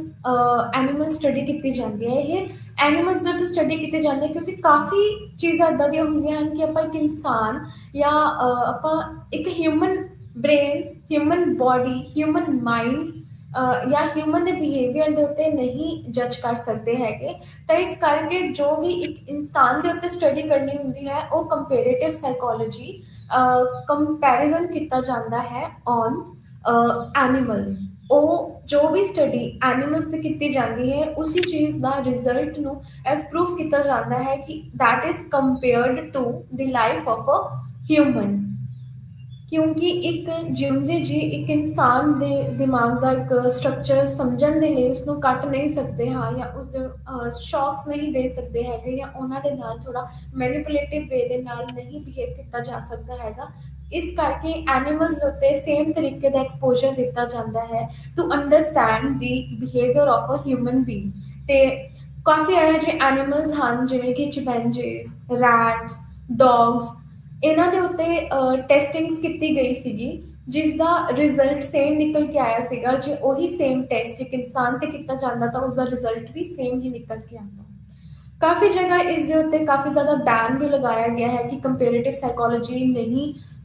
Follow ਕਰਨੀ ਚਾਹੀਦੀ ਹੈਗੀ, ਕਿਉਂਕਿ ਇਸ ਦੇ ਨਾਲ ਐਨੀਮਲਸ ਦੇ ਜਿਹੜੇ ਰਾਈਟਸ ਹੈ ਉਹਨਾਂ ਦੇ ਨਾਲ ਵੀ ਜ਼ਿਆਦਾ ਖਿਲਵਾੜ ਹੁੰਦੀ ਹੈ। ਸੋ ਕੰਪੇਰੇਟਿਵ ਸਾਈਕੋਲੋਜੀ ਨੂੰ ਕਾਫੀ ਜਗ੍ਹਾ ਯੂਜ਼ ਨਹੀਂ ਕੀਤਾ ਜਾਂਦਾ ਹੈਗਾ। ਐਂਡ ਇਸ ਤੋਂ ਪਹਿਲਾਂ ਦੇ ਟਾਈਮ ਦੇ ਵਿੱਚ ਕਾਫੀ ਜ਼ਿਆਦਾ ਐਕਸਪੈਰੀਮੈਂਟਲ ਲੈਵਲ ਦੇ ਉੱਤੇ ਯੂਜ਼ ਕੀਤਾ ਗਿਆ ਸੀ। ਫਿਰ ਆਉਂਦਾ ਹੈ ਸਕੂਲ ਸਾਈਕੋਲੋਜੀ। ਸਕੂਲ ਸਾਈਕੋਲੋਜਿਸਟ ਦਾ ਜੋ ਵਰਕ ਹੁੰਦਾ ਹੈ, ਜੋ ਬੱਚਿਆਂ ਨੂੰ ਆਉਣ ਵਾਲੀ ਕੋਈ ਵੀ ਦਿੱਕਤ ਹੁੰਦੀ ਹੈ ਪੜ੍ਹਾਈ ਨੂੰ ਲੈ ਕੇ, ਚਾਹੇ ਸਕੂਲ ਲੈਵਲ 'ਤੇ ਜਾਂ ਕੋਈ ਉਸਦੀ ਜਿਹੜੀ ਲਾਈਫ ਦੀ ਇੱਕ ਸਟੇਜ ਹੈ, ਹਰ ਇੱਕ ਸਟੇਜਸ ਦੇ ਵਿੱਚ ਪ੍ਰਾਇਮਰੀ ਸੈਕੰਡਰੀ ਲੈਵਲ ਦੇ ਉੱਤੇ ਆਉਣ ਵਾਲੀ ਜੋ ਵੀ ਚੇਂਜਸ ਹੈ, ਸਕੂਲ ਦੇ ਐਟਮੋਸਫੀਅਰ ਦੇ ਵਿੱਚ ਆਉਣ ਵਾਲੇ ਜੋ ਚੇਂਜਸ ਹੈ, ਜਾਂ ਜੋ ਬੱਚੇ ਦੀ ਅੰਡਰਸਟੈਂਡਿੰਗ ਤੇ ਬੱਚੇ ਦੀ ਗਰੋਥ ਐਂਡ ਡਿਵੈਲਪਮੈਂਟ ਦੇ ਲਈ ਜੋ ਵੀ ਚੇਂਜਸ ਦੀ ਜ਼ਰੂਰਤ ਹੈ, ਉਹ ਸਕੂਲ ਸਾਈਕੋਲੋਜਿਸਟ ਉਸ ਖੇਤਰ ਦੇ ਵਿੱਚ ਵਰਕ ਕਰਦਾ ਹੈ, ਜਿਸ ਦੇ ਵਿੱਚ ਉਹ ਬੱਚਿਆਂ ਦੇ ਅੰਡਰਸਟੈਂਡਿੰਗ ਲੈਵਲ ਨੂੰ ਚੈੱਕ ਕੀਤਾ ਜਾਂਦਾ ਹੈ ਕਿ ਬੱਚਿਆਂ ਦਾ ਅੰਡਰਸਟੈਂਡਿੰਗ ਲੈਵਲ ਕਿਆ ਹੈ, ਬੱਚਿਆਂ ਲਈ ਕਿਹੜੀ ਐਕਟੀਵਿਟੀ ਉਹਨਾਂ ਦੇ ਲਈ ਕਾਫੀ ਜ਼ਿਆਦਾ ਫੋਸਟਰ ਹੋਏਗੀ, ਉਹਨਾਂ ਦੀ ਅੰਡਰਸਟੈਂਡਿੰਗ ਲੈਵਲ, ਉਹਨਾਂ ਦੀ ਜਿਹੜਾ ਇੱਕ ਬਿਹੇਵੀਅਰ ਹੈ ਉਹ ਸਕੂਲ ਦੇ ਇਨਵਾਇਰਨਮੈਂਟ ਦੇ ਵਿੱਚ ਉਹਨਾਂ ਨੂੰ ਕਿੱਦਾਂ ਇਨਹੈਂਸ ਕਰ ਸਕਦਾ ਤਾਂ ਕਿ ਉਹ ਆਪਣੀ ਲਾਈਫ ਦੇ ਵਿੱਚ ਹੋਰ ਜ਼ਿਆਦਾ ਚੀਜ਼ਾਂ ਨੂੰ ਅਚੀਵ ਕਰ ਸਕਣ। ਸੋ ਇੱਥੇ ਸਕੂਲ ਸਾਈਕੋਲੋਜਿਸਟ ਦਾ ਯੂਜ਼ ਹੁੰਦਾ ਹੈ। Then is social psychology. Social psychologists are those ਜੋ ਸੁਸਾਇਟਲ ਲੈਵਲ ਤੇ ਆਉਣ ਵਾਲੀ ਕੋਈ ਵੀ ਪਰੇਸ਼ਾਨੀ ਹੈ, ਜੋ ਵੀ ਸੁਸਾਇਟੀ ਦੇ ਵਿੱਚ ਹੋਣ ਵਾਲੀਆਂ ਚੀਜ਼ਾਂ ਹੈ, ਉਸ ਦੇ ਵਿੱਚ ਉਹ ਹੈਲਪਫੁਲ ਹੁੰਦੇ ਹਨ ਉਸ ਚੀਜ਼ ਦੇ ਵਿੱਚ ਚੇਂਜਸ ਲੈ ਕੇ ਆਉਣ ਦੇ ਲਈ, ਉਸ ਚੀਜ਼ ਨੂੰ ਸਮਝਣ ਦੇ ਲਈ ਤੇ ਉਸ ਚੀਜ਼ ਨੂੰ ਐਕਸਪਲੇਨ ਕਰਨ ਦੇ ਲਈ। ਤੇ ਉਹ ਸੁਸਾਇਟਲ ਲੈਵਲ ਤੇ ਐਕਸਪਲੇਨੇਸ਼ਨ ਦੇ ਪਾਉਂਦੇ ਹਨ ਕਿ ਕੋਈ ਵੀ ਚੀਜ਼ ਦਾ ਜੇ ਰੀਜ਼ਨ ਹੈ ਤਾਂ ਕੋਈ ਵੀ ਚੀਜ਼ ਦਾ ਜੋ ਇੱਕ ਬਿਹੇਵੀਅਰ ਆਊਟਪੁੱਟ ਨਿਕਲ ਕੇ ਆਇਆ ਤਾਂ ਉਸਦਾ ਰੀਜ਼ਨ ਕਿਆ ਹੋ ਸਕਦਾ ਹੈ। ਫਿਰ ਹੈ ਡਿਵੈਲਪਮੈਂਟਲ ਸਾਈਕੋਲੋਜੀ। ਡਿਵੈਲਪਮੈਂਟਲ ਸਾਈਕੋਲੋਜਿਸਟ ਉਹ ਹੁੰਦੇ ਹਨ ਜੋ ਇੱਕ ਲਾਈਫ ਸਪੈਨ ਦੇ ਉੱਤੇ ਵਰਕ ਕਰਦੇ ਹਨ ਕਿ ਇੱਕ ਬੱਚਾ ਜੋ ਕਨਸੀਵ ਹੋ ਗਿਆ ਹੈ, ਕਨਸੀਵ ਹੋਣ ਤੋਂ ਲੈ ਕੇ ਤੱਕ ਉਸਦੇ ਜਨਮ ਲੈਣ ਤੱਕ ਤੇ ਉਸਦੇ 6 ਇਅਰਸ ਤੱਕ ਤੋਂ ਲੈ ਕੇ ਉਸਦੇ ਜਿਹੜੀ ਇੱਕ ਐਡੋਲਸੈਂਸ, ਫਿਰ ਉਸਦੇ ਐਡੋਲਸੈਂਸ ਤੋਂ ਐਡਲਟ ਏਜ, ਐਡਲਟ ਏਜ ਤੋਂ ਓਲਡ ਏਜ ਤੱਕ ਦੇ ਜਿੰਨੀਆਂ ਵੀ ਸਟੇਜਸ ਹੈ, ਹਰ ਇੱਕ ਸਟੇਜ ਦੇ ਵਿੱਚ, ਹਰ ਇੱਕ ਸਾਲ ਦੇ ਵਿੱਚ, ਹਰ ਇੱਕ ਮਹੀਨੇ ਵਿੱਚ ਆਉਣ ਵਾਲੇ ਬੱਚੇ ਦੇ ਨਾਲ ਕਿਹੜੇ ਕਿਹੜੇ ਚੇਂਜਸ ਹੋਣਗੇ ਤੇ ਮਾਂ-ਬਾਪ ਨੂੰ ਜਾਂ ਉਸਦੀ ਜਿਹੜੀ ਸੁਸਾਇਟੀ ਹੈ ਉਸ ਇਨਸਾਨ ਦੇ ਨਾਲ ਕਿੱਦਾਂ ਬਿਹੇਵ ਕਰਨਾ ਚਾਹੀਦਾ, ਤੇ ਜੋ ਵੀ ਉਸਦੇ ਅੰਦਰ ਚੇਂਜਸ ਆ ਰਹੇ ਨੇ ਉਹ ਨਾਰਮਲ ਲੈਵਲ ਤੇ ਚੇਂਜਸ ਆ ਪਾ ਰਹੇ ਨੇ ਜਾਂ ਉਸਦੇ ਵਿੱਚ ਉਸ ਚੇਂਜਸ ਦੇ ਵਿੱਚ ਕੋਈ ਨਾ ਕੋਈ ਹਰਡਲ ਕ੍ਰੀਏਟ ਹੋ ਰਿਹਾ ਹੈ ਜਾਂ ਕੋਈ ਬੈਰੀਅਰ ਆ ਰਿਹਾ ਹੈ। ਇਸ ਚੀਜ਼ ਨੂੰ ਸਮਝਣ ਦੇ ਲਈ ਜਿਹੜੇ ਡਿਵੈਲਪਮੈਂਟਲ ਸਾਈਕੋਲੋਜਿਸਟ ਨੇ ਉਹ ਇੰਟਰੋਡਿਊਸ ਕੀਤੇ ਜਾਂਦੇ ਨੇ, ਤੇ ਉਹ ਡਿਵੈਲਪਮੈਂਟਲ ਸਾਈਕੋਲੋਜਿਸਟ ਹੀ ਹੈਲਪ ਕਰਦੇ ਨੇ ਸੁਸਾਇਟੀ ਦੇ ਵਿੱਚ ਜਾਂ ਫਿਰ ਉਸਦੇ ਫੈਮਿਲੀ ਦੇ ਵਿੱਚ ਜਾਂ ਉਸਦੇ ਸਕੂਲ ਜਾਂ ਉਸਦੇ ਪੀਅਰਸ ਦੇ ਵਿੱਚ ਇਹ ਅੰਡਰਸਟੈਂਡ ਕਰਨ ਦੇ ਲਈ ਕਿ ਜੋ ਇੱਕ ਇਨਸਾਨ ਦੀ ਜਿਹੜੀ ਡਿਵੈਲਪਮੈਂਟਲ ਪਰਸਪੈਕਟਿਵ ਚੱਲਦਾ ਆ ਰਿਹਾ ਹੈ ਉਸਦੇ ਵਿੱਚ ਕਿੱਦਾਂ ਕਿੱਦਾਂ ਚੇਂਜਸ ਨਿਕਲ ਕੇ ਆਉਂਦੇ ਨੇ। Then comes sports psychologist. Sports psychologist ਉਹ ਹੁੰਦੇ ਹਨ ਜੋ ਇੱਕ ਐਥਲੀਟ ਜਾਂ ਜੋ ਵੀ ਇੱਕ ਸਪੋਰਟਸਮੈਨ ਹੈ ਉਸਨੂੰ ਸਾਈਕੋਲੋਜੀਕਲ ਲੈਵਲ ਤੇ ਇੱਕ ਕਾਮਨੈਸ ਜਾਂ ਇੱਕ ਪੋਜ਼ਿਟਿਵਿਟੀ ਦੇਣ ਦੇ ਲਈ, ਤਾਂ ਕਿ ਉਹ ਆਪਣੇ ਮੋਟੀਵੇਸ਼ਨ ਲੈਵਲ ਨੂੰ ਸਥਿਰ ਰੱਖ ਸਕਣ ਤੇ ਜੋ ਵੀ ਉਹਨਾਂ ਦਾ ਇੱਕ ਗੋਲ ਹੈ ਉਸ ਚੀਜ਼ ਨੂੰ ਪਾ ਸਕਣ ਤੇ ਉਹ ਆਪਣੇ ਗੋਲ ਤੋਂ ਡਿਸਟਰੈਕਟ ਨਾ ਹੋ ਸਕਣ। ਤੇ ਜਿਹੜੇ ਸਪੋਰਟਸ ਸਾਈਕੋਲੋਜਿਸਟ ਹੁੰਦੇ ਨੇ ਇਹ ਹਰ ਟਾਈਮ ਉਹਨਾਂ ਦੇ ਨਾਲ ਰਹਿੰਦੇ ਹਨ। ਕੋਈ ਵੀ ਇੰਪੋਰਟੈਂਟ ਟਾਸਕ ਹੈ, ਕੋਈ ਵੀ ਇੰਪੋਰਟੈਂਟ ਪਲੇ ਹੈ, ਕਦੇ ਉਹਨਾਂ ਦੇ ਜਿਹੜੇ ਟੈਸਟ ਸੀਰੀਜ਼ ਹੁੰਦੇ ਨੇ, ਇੰਪੋਰਟੈਂਟ ਮੈਚ ਹੁੰਦਾ ਹੈ, ਫਾਈਨਲ ਮੈਚ ਹੁੰਦਾ ਹੈ, ਜਾਂ ਜਦੋਂ ਵੀ ਉਹ ਆਪਣੇ ਰਿਹਰਸਲਸ ਕਰ ਰਹੇ ਹੁੰਦੇ ਨੇ, so sports psychologist are almost seen ਕਿ ਉਹ ਉਹਨਾਂ ਦੇ ਨਾਲ ਹੀ ਰਹਿੰਦੇ ਹਨ, ਕਿਉਂਕਿ ਉਹਨਾਂ ਨੂੰ ਇੱਕ ਸਾਈਕੋਲੋਜੀਕਲ ਸਪੋਰਟ ਦੇ ਤੌਰ ਤੇ ਉਹਨਾਂ ਨੂੰ ਦੇਖਿਆ ਜਾਂਦਾ ਹੈ ਕਿ ਉਹਨਾਂ ਦੀ ਹੈਲਪ ਕਰਦੇ ਹਨ ਉਹ ਉਹਨਾਂ ਦੇ ਜਿਹੜਾ ਦਿਮਾਗੀ ਲੈਵਲ ਤੇ ਜਦੋਂ ਉਹਨਾਂ ਨੂੰ ਕਿਸੇ ਵੀ ਚੀਜ਼ ਦੀ ਡਿਸਟਰੈਕਸ਼ਨ ਹੁੰਦੀ ਹੈ, ਜਦੋਂ ਆਪਣੇ ਆਪ ਨੂੰ ਲੈ ਕੇ ਕਾਫੀ ਜ਼ਿਆਦਾ ਲੋ ਫੀਲ ਕਰਦੇ ਹਨ ਜਾਂ ਜਦੋਂ ਫੀਲ ਕਰਦੇ ਹਨ ਕਿ ਉਹ ਇਨਫ ਮੋਟੀਵੇਟਿਡ ਨਹੀਂ ਹੈ, ਤਾਂ ਇੱਕ ਸਪੋਰਟਸ ਸਾਈਕੋਲੋਜਿਸਟ ਉਹਨਾਂ ਨੂੰ ਇਸ ਚੀਜ਼ ਨੂੰ ਲੈ ਕੇ ਕਾਫੀ ਜ਼ਿਆਦਾ ਪੁਸ਼ਅਪ ਕਰਦਾ ਹੈ ਤੇ ਉਹਨਾਂ ਨੂੰ ਮੋਟੀਵੇਟ ਕਰਦਾ ਹੈ ਤਾਂ ਕਿ ਆਪਣਾ ਜਿਹੜਾ ਇੱਕ ਜ਼ੀਲ ਹੈ ਉਸ ਚੀਜ਼ ਨੂੰ ਨਾ ਖੋਣ, ਤੇ ਆਪਣਾ ਜਿਹੜਾ ਇੱਕ ਗੋਲ ਹੈ ਉਹ ਉਸ ਗੋਲ ਤੱਕ ਹੀ ਫੋਕਸ ਕਰ ਪਾਉਣ। ਤਾਂ ਇੱਥੇ ਸਪੋਰਟਸ ਸਾਈਕੋਲੋਜਿਸਟ ਦੀ ਕਾਫੀ ਜ਼ਿਆਦਾ ਇੱਕ ਇੰਪੋਰਟੈਂਟ ਰੋਲ ਪਲੇ ਕੀਤਾ ਜਾਂਦਾ ਹੈ। then comes forensic psychologist। so forensic psychologist ਕੋਈ ਵੀ ਕ੍ਰਾਈਮ ਹੋਇਆ ਹੈ, ਕੋਈ ਵੀ ਲੋ, ਕੋਈ ਵੀ ਲੀਗਲ ਐਕਟੀਵਿਟੀ, ਕੁਝ ਵੀ ਜਿਹੜੇ ਐਕਟੀਵਿਟੀਜ਼ ਹੁੰਦੀਆਂ ਨੇ ਜੋ ਵੀ ਫੋਰੈਂਸਿਕ ਲੈਵਲ ਤੇ ਜਦੋਂ ਇੱਕ ਕੋਈ ਪੁਲਿਸ ਦੇ ਵੱਲੋਂ ਕੋਈ ਵੀ ਕੀਤੀ ਗਈ ਇੱਕ ਜਿਹੜੀ ਜਾਂਚ ਪੜਤਾਲ ਹੈ ਉਹਦੇ ਵਿੱਚ ਫੋਰੈਂਸਿਕ ਸਾਈਕੋਲੋਜਿਸਟ ਦਾ ਕਾਫੀ ਵੱਡਾ ਇੱਕ ਰੋਲ ਪਲੇ ਕੀਤਾ ਜਾਂਦਾ ਹੈ, ਕਿਉਂਕਿ ਫੋਰੈਂਸਿਕ ਲੈਵਲ ਤੇ ਜੋ ਵੀ ਲਾਜ਼ ਦੇ ਵਿੱਚ ਦੇਖਿਆ ਜਾਂਦਾ ਹੈ, ਕ੍ਰਾਈਮਸ ਦੇਖਿਆ ਜਾਂਦਾ ਹੈ, ਕ੍ਰਾਈਮ ਸੀਨਸ ਨੂੰ ਸਮਝਣ ਦੇ ਲਈ ਇੱਕ ਸਾਈਕੋਲੋਜਿਸਟ ਦੀ ਬਹੁਤ ਇੰਪੋਰਟੈਂਸ ਹੁੰਦੀ ਹੈ। ਕਿਉਂਕਿ ਜੋ ਵੀ ਇੱਕ ਕ੍ਰਾਈਮ ਸੀਨ ਦੇ ਵਿੱਚ ਦੇਖਿਆ ਜਾਂਦਾ ਹੈ, ਇੱਕ ਜੋ ਵੀ ਇੱਕ ਕ੍ਰਿਮੀਨਲ ਹੈ, ਕ੍ਰਿਮੀਨਲ ਦਾ ਕਰਨ ਦਾ ਇੱਕ ਰੀਜ਼ਨ ਕਿਆ ਹੁੰਦਾ ਹੈ, ਇੱਕ ਉਹਨਾਂ ਦੀ ਜਿਹੜੀ ਸਾਈਕੀ ਸਮਝਣਾ ਬਹੁਤ ਜ਼ਿਆਦਾ ਜ਼ਰੂਰੀ ਹੁੰਦਾ ਹੈ ਕਿ ਜੋ ਵੀ ਕ੍ਰਾਈਮ ਕੀਤਾ ਗਿਆ ਹੈ ਉਸਦੇ ਪਿੱਛੇ ਦਾ ਰੀਜ਼ਨ ਕਿਆ ਹੈ ਤੇ ਉਸਨੇ ਉਸਨੂੰ ਕਿੱਦਾਂ ਇੱਕ ਵਾਰਦਾਤ ਨੂੰ ਕਿੱਦਾਂ ਅੰਜਾਮ ਦਿੱਤਾ, ਤੇ ਉਹ ਸਾਰੀਆਂ ਚੀਜ਼ਾਂ ਨੂੰ ਇੱਕ ਫੋਰੈਂਸਿਕ ਸਾਈਕੋਲੋਜਿਸਟ ਹੀ ਸਮਝ ਪਾਉਂਦਾ ਹੈ ਤੇ ਉਸ ਚੀਜ਼ ਨੂੰ ਐਕਸਪਲੇਨ ਕਰ ਪਾਉਂਦਾ ਹੈ। ਐਂਡ ਇਸੇ ਕਰਕੇ ਇੱਕ ਫੋਰੈਂਸਿਕ ਸਾਈਕੋਲੋਜਿਸਟ ਦੀ ਨੀਡ ਬਹੁਤ ਜ਼ਿਆਦਾ ਹੁੰਦੀ ਹੈ ਇੱਕ ਮਨੋਵਿਗਿਆਨਿਕ ਲੈਵਲ ਤੇ ਸਮਝਣ ਦੇ ਲਈ। ਫਿਰ ਆਉਂਦਾ ਹੈ ਮਨੋਵਿਗਿਆਨ ਦੀ ਖੋਜ। ਆਪਾਂ ਮਨੋਵਿਗਿਆਨ ਨੂੰ ਕਿੱਦਾਂ ਕਿੱਦਾਂ ਖੋਜ ਸਕਦੇ ਹਾਂ, ਕਿਸੇ ਚੀਜ਼ ਨੂੰ ਐਕਸਪਲੇਨ ਕਰਨਾ ਹੋਵੇ, ਸਾਈਕੋਲੋਜੀ ਨੂੰ ਜਿੱਦਾਂ ਸਾਇੰਸ ਦੇ ਨਾਲ ਐਕਸਪਲੇਨ ਕੀਤਾ ਗਿਆ ਹੈ, ਤਾਂ ਆਪਾਂ ਸਾਈਕੋਲੋਜੀ ਐਜ਼ ਅ ਸਾਇੰਸ ਨੂੰ ਆਪਾਂ ਕਿੱਦਾਂ ਲੱਭ ਸਕਦੇ ਹਾਂ ਜਾਂ ਬਣ ਸਕਦੇ ਹਾਂ, ਸਮਝ ਸਕਦੇ ਹਾਂ। ਸੋ ਸਭ ਤੋਂ ਪਹਿਲਾਂ ਆਉਂਦਾ ਹੈ ਡਿਸਕ੍ਰਿਪਟਿਵ ਮੈਥਡ। ਡਿਸਕ੍ਰਿਪਟਿਵ ਮੈਥਡ ਉਹ ਹੁੰਦਾ ਹੈ ਜਿਸ ਦੇ ਵਿੱਚ ਆਪਾਂ ਕਿਸੇ ਚੀਜ਼ ਨੂੰ ਬਹੁਤ ਚੰਗੇ ਤਰੀਕੇ ਦੇ ਨਾਲ ਡਿਸਕ੍ਰਾਈਬ ਕਰ ਸਕੀਏ, ਕਿਸੇ ਚੀਜ਼ ਨੂੰ ਸਮਝ ਸਕੀਏ ਤੇ ਉਸ ਚੀਜ਼ ਨੂੰ ਐਕਸਪਲੇਨ ਕਰ ਸਕੀਏ। ਤੇ ਜਦੋਂ ਆਪਾਂ ਉਸ ਚੀਜ਼ ਨੂੰ ਐਕਸਪਲੇਨ ਕਰ ਪਾਉਂਦੇ ਹਾਂ ਤਾਂ ਆਪਾਂ ਸਮਝ ਪਾਉਂਦੇ ਹਾਂ ਕਿ ਉਸਨੂੰ ਜੋ ਵੀ ਆਪਾਂ ਪ੍ਰੂਵ ਕਰ ਰਹੇ ਹਾਂ ਤਾਂ ਉਸਦਾ ਜੋ ਵੀ ਪ੍ਰੂਵੇਬਲ ਮੈਥਡ ਹੈ ਕਿਆ ਉਹ ਸਹੀ ਹੈ ਜਾਂ ਗਲਤ ਹੈ, ਤੇ ਉਸ ਚੀਜ਼ ਦੇ ਵਿੱਚ ਕਿਆ ਕਿਆ ਆਪਾਂ ਨੇ ਇੱਕ ਸਟੈਪਸ ਯੂਜ਼ ਕੀਤੇ, ਇੰਪੋਰਟੈਂਟ ਰੂਲਸ ਫੋਲੋ ਕੀਤੇ ਉਸ ਚੀਜ਼ ਨੂੰ ਸਮਝਣ ਦੇ ਲਈ। ਸੋ ਡਿਸਕ੍ਰਿਪਟਿਵ ਮੈਥਡ ਦੇ ਵਿੱਚ ਸਭ ਤੋਂ ਪਹਿਲਾਂ ਆਉਂਦਾ ਹੈ ਕੇਸ ਸਟੱਡੀ ਮੈਥਡ। ਸੋ ਕੇਸ ਸਟੱਡੀ ਮੈਥਡ ਦੇ ਵਿੱਚ ਕਿਆ ਹੁੰਦਾ ਹੈ ਕਿ ਕੋਈ ਵੀ ਇੱਕ ਐਕਸਪੈਰੀਮੈਂਟ ਜਦੋਂ ਆਪਾਂ ਕੰਡਕਟ ਕਰਦੇ ਹਾਂ ਤਾਂ ਉਸ ਚੀਜ਼ ਨੂੰ ਲੈ ਕੇ ਕਿਆ ਕਿਆ ਕੀਤਾ, ਕਿਹੜਾ ਕਿਹੜਾ ਇਨਸਾਨ ਉਸ ਸਟੱਡੀ ਦੇ ਵਿੱਚ ਮੌਜੂਦ ਸੀਗਾ, ਕਿਸ ਚੀਜ਼ ਦੀ ਸਟੱਡੀ ਕੀਤੀ ਗਈ, ਕਿੱਦਾਂ ਕੀਤੀ ਗਈ, ਕਿਸ ਜਗ੍ਹਾ ਕੀਤੀ ਗਈ ਤੇ ਕਿੰਨੇ ਲੋਕ ਮੌਜੂਦ ਸੀ, ਕਿਸ ਟਾਈਮ ਕੀਤੀ ਗਈ, ਕਿੰਨੇ ਦਿਨਾਂ ਦਾ ਉਹ ਸਟੱਡੀ ਸੀਗੀ, ਤੇ ਉਹ ਸਟੱਡੀ ਦੇ ਵਿੱਚ ਹੋਣ ਵਾਲੀ ਆਪਾਂ ਨੂੰ ਕਿਆ ਚੀਜ਼ ਦਾ ਇੱਕ ਸੋਲਿਊਸ਼ਨ ਮਿਲ ਪਾਇਆ, ਐਕਸਪੈਰੀਮੈਂਟ ਕਰਨ ਦੇ ਨਾਲ ਆਪਾਂ ਨੂੰ ਉਸ ਚੀਜ਼ ਦੀ ਇੱਕ ਐਕਸਪਲੇਨੇਸ਼ਨ ਕਿਆ ਮਿਲ ਪਾਈ, ਉਸ ਚੀਜ਼ ਦਾ ਇੱਕ ਐਂਡ ਰਿਜ਼ਲਟ ਕੀ ਮਿਲ ਪਾਇਆ, ਉਸ ਸਾਰੀ ਚੀਜ਼ ਦੀ ਜੋ ਵੀ ਇੱਕ ਕੰਪਾਈਲੇਸ਼ਨ ਹੁੰਦੀ ਹੈ ਉਸ ਚੀਜ਼ ਨੂੰ ਕੇਸ ਸਟੱਡੀ ਕਿਹਾ ਜਾਂਦਾ ਹੈ। ਸੋ ਡਿਸਕ੍ਰਿਪਟਿਵ ਮੈਥਡ ਦੇ ਵਿੱਚ ਸਭ ਤੋਂ ਪਹਿਲਾਂ ਆਉਂਦਾ ਹੈ ਇੱਕ ਕੇਸ ਸਟੱਡੀ। ਸੋ ਕੇਸ ਸਟੱਡੀ ਦੇ ਵਿੱਚ ਆ ਜਾਂਦਾ ਆਪਾਂ ਕਿਸ ਕਿਸ ਦਾ ਯੂਜ਼ ਕੀਤਾ ਤੇ ਉਸ ਦੇ ਵਿੱਚ ਕਿਹੜੇ ਕਿਹੜੇ ਲੋਕਾਂ ਦਾ ਇਸਤੇਮਾਲ ਕੀਤਾ ਗਿਆ ਤੇ ਉਹਨਾਂ ਦੀ ਕਿਆ ਕਿਆ ਬਿਹੇਵੀਅਰ ਜਾਂ ਉਹ ਸਭ ਚੀਜ਼ ਜੋ ਇਨਕਲੂਡ ਕੀਤੀ ਜਾਂਦੀ ਹੈ ਇੱਕ ਕੇਸ ਸਟੱਡੀ ਦੇ ਵਿੱਚ, ਉਸ ਚੀਜ਼ ਨੂੰ ਡਿਸਕ੍ਰਾਈਬ ਕਰਨਾ, ਉਹ ਸਾਰਾ ਕੁਝ ਇੱਕ ਕੇਸ ਸਟੱਡੀ ਦੇ ਵਿੱਚ ਮੌਜੂਦ ਹੁੰਦਾ ਹੈ। Second is survey method. Survey method ਹੁੰਦਾ ਹੈ ਜਿਸ ਦੇ ਵਿੱਚ ਆਪਾਂ ਕਿਸੇ ਵੀ ਚੀਜ਼ ਦੀ ਜੇ ਆਪਾਂ ਨੇ ਸਟੱਡੀ ਕਰਨੀ ਹੈ ਕਿ ਔਰਫਨ ਬੱਚਿਆਂ ਦੀ ਲੈਵਲ ਆਫ ਐਜੂਕੇਸ਼ਨ ਕਿੰਨਾ ਹੈ ਜਾਂ ਕਿੰਨਾ ਨਹੀਂ, ਕਿ ਜੋ ਇੱਕ ਔਰਫਨ ਬੱਚਾ ਹੈ, ਐਗਜ਼ਾਮਪਲ ਕੋਈ ਔਰਫਨ ਬੱਚਿਆਂ ਦੇ ਸਕੂਲਸ ਦੇ ਵਿੱਚ ਜਾ ਕੇ ਇਹ ਚੈੱਕ ਕਰਨਾ ਕਿ ਉਹਨਾਂ ਦਾ ਜਿਹੜਾ ਐਜੂਕੇਸ਼ਨ ਲੈਵਲ ਹੈ ਜਾਂ ਉਹਨਾਂ ਦੀ ਜਿਹੜੀਆਂ ਬੇਸਿਕ ਨੀਡਸ ਉਹ ਕਿੰਨੀਆਂ ਜ਼ਿਆਦਾ ਪੂਰੀਆਂ ਹੋ ਰਹੀਆਂ ਹਨ, ਤਾਂ ਉਸਨੂੰ ਐਜ਼ ਅ ਉਸ ਚੀਜ਼ ਨੂੰ ਅੰਡਰਸਟੈਂਡ ਕਰਨ ਦੇ ਲਈ ਤੇ ਉਹਦਾ ਰਿਜ਼ਲਟ ਫਾਈਂਡ ਕਰਨ ਦੇ ਲਈ ਸਰਵੇ ਮੈਥਡ ਯੂਜ਼ ਕੀਤਾ ਜਾਂਦਾ ਹੈ। ਤਾਂ ਜੇ ਉਸ ਸਰਵੇ ਦੇ ਵਿੱਚ ਯੂਜ਼ ਕਰਨਾ ਪੂਰੇ ਪੰਜਾਬ ਦੇ ਵਿੱਚ ਜਾਂ ਫਿਰ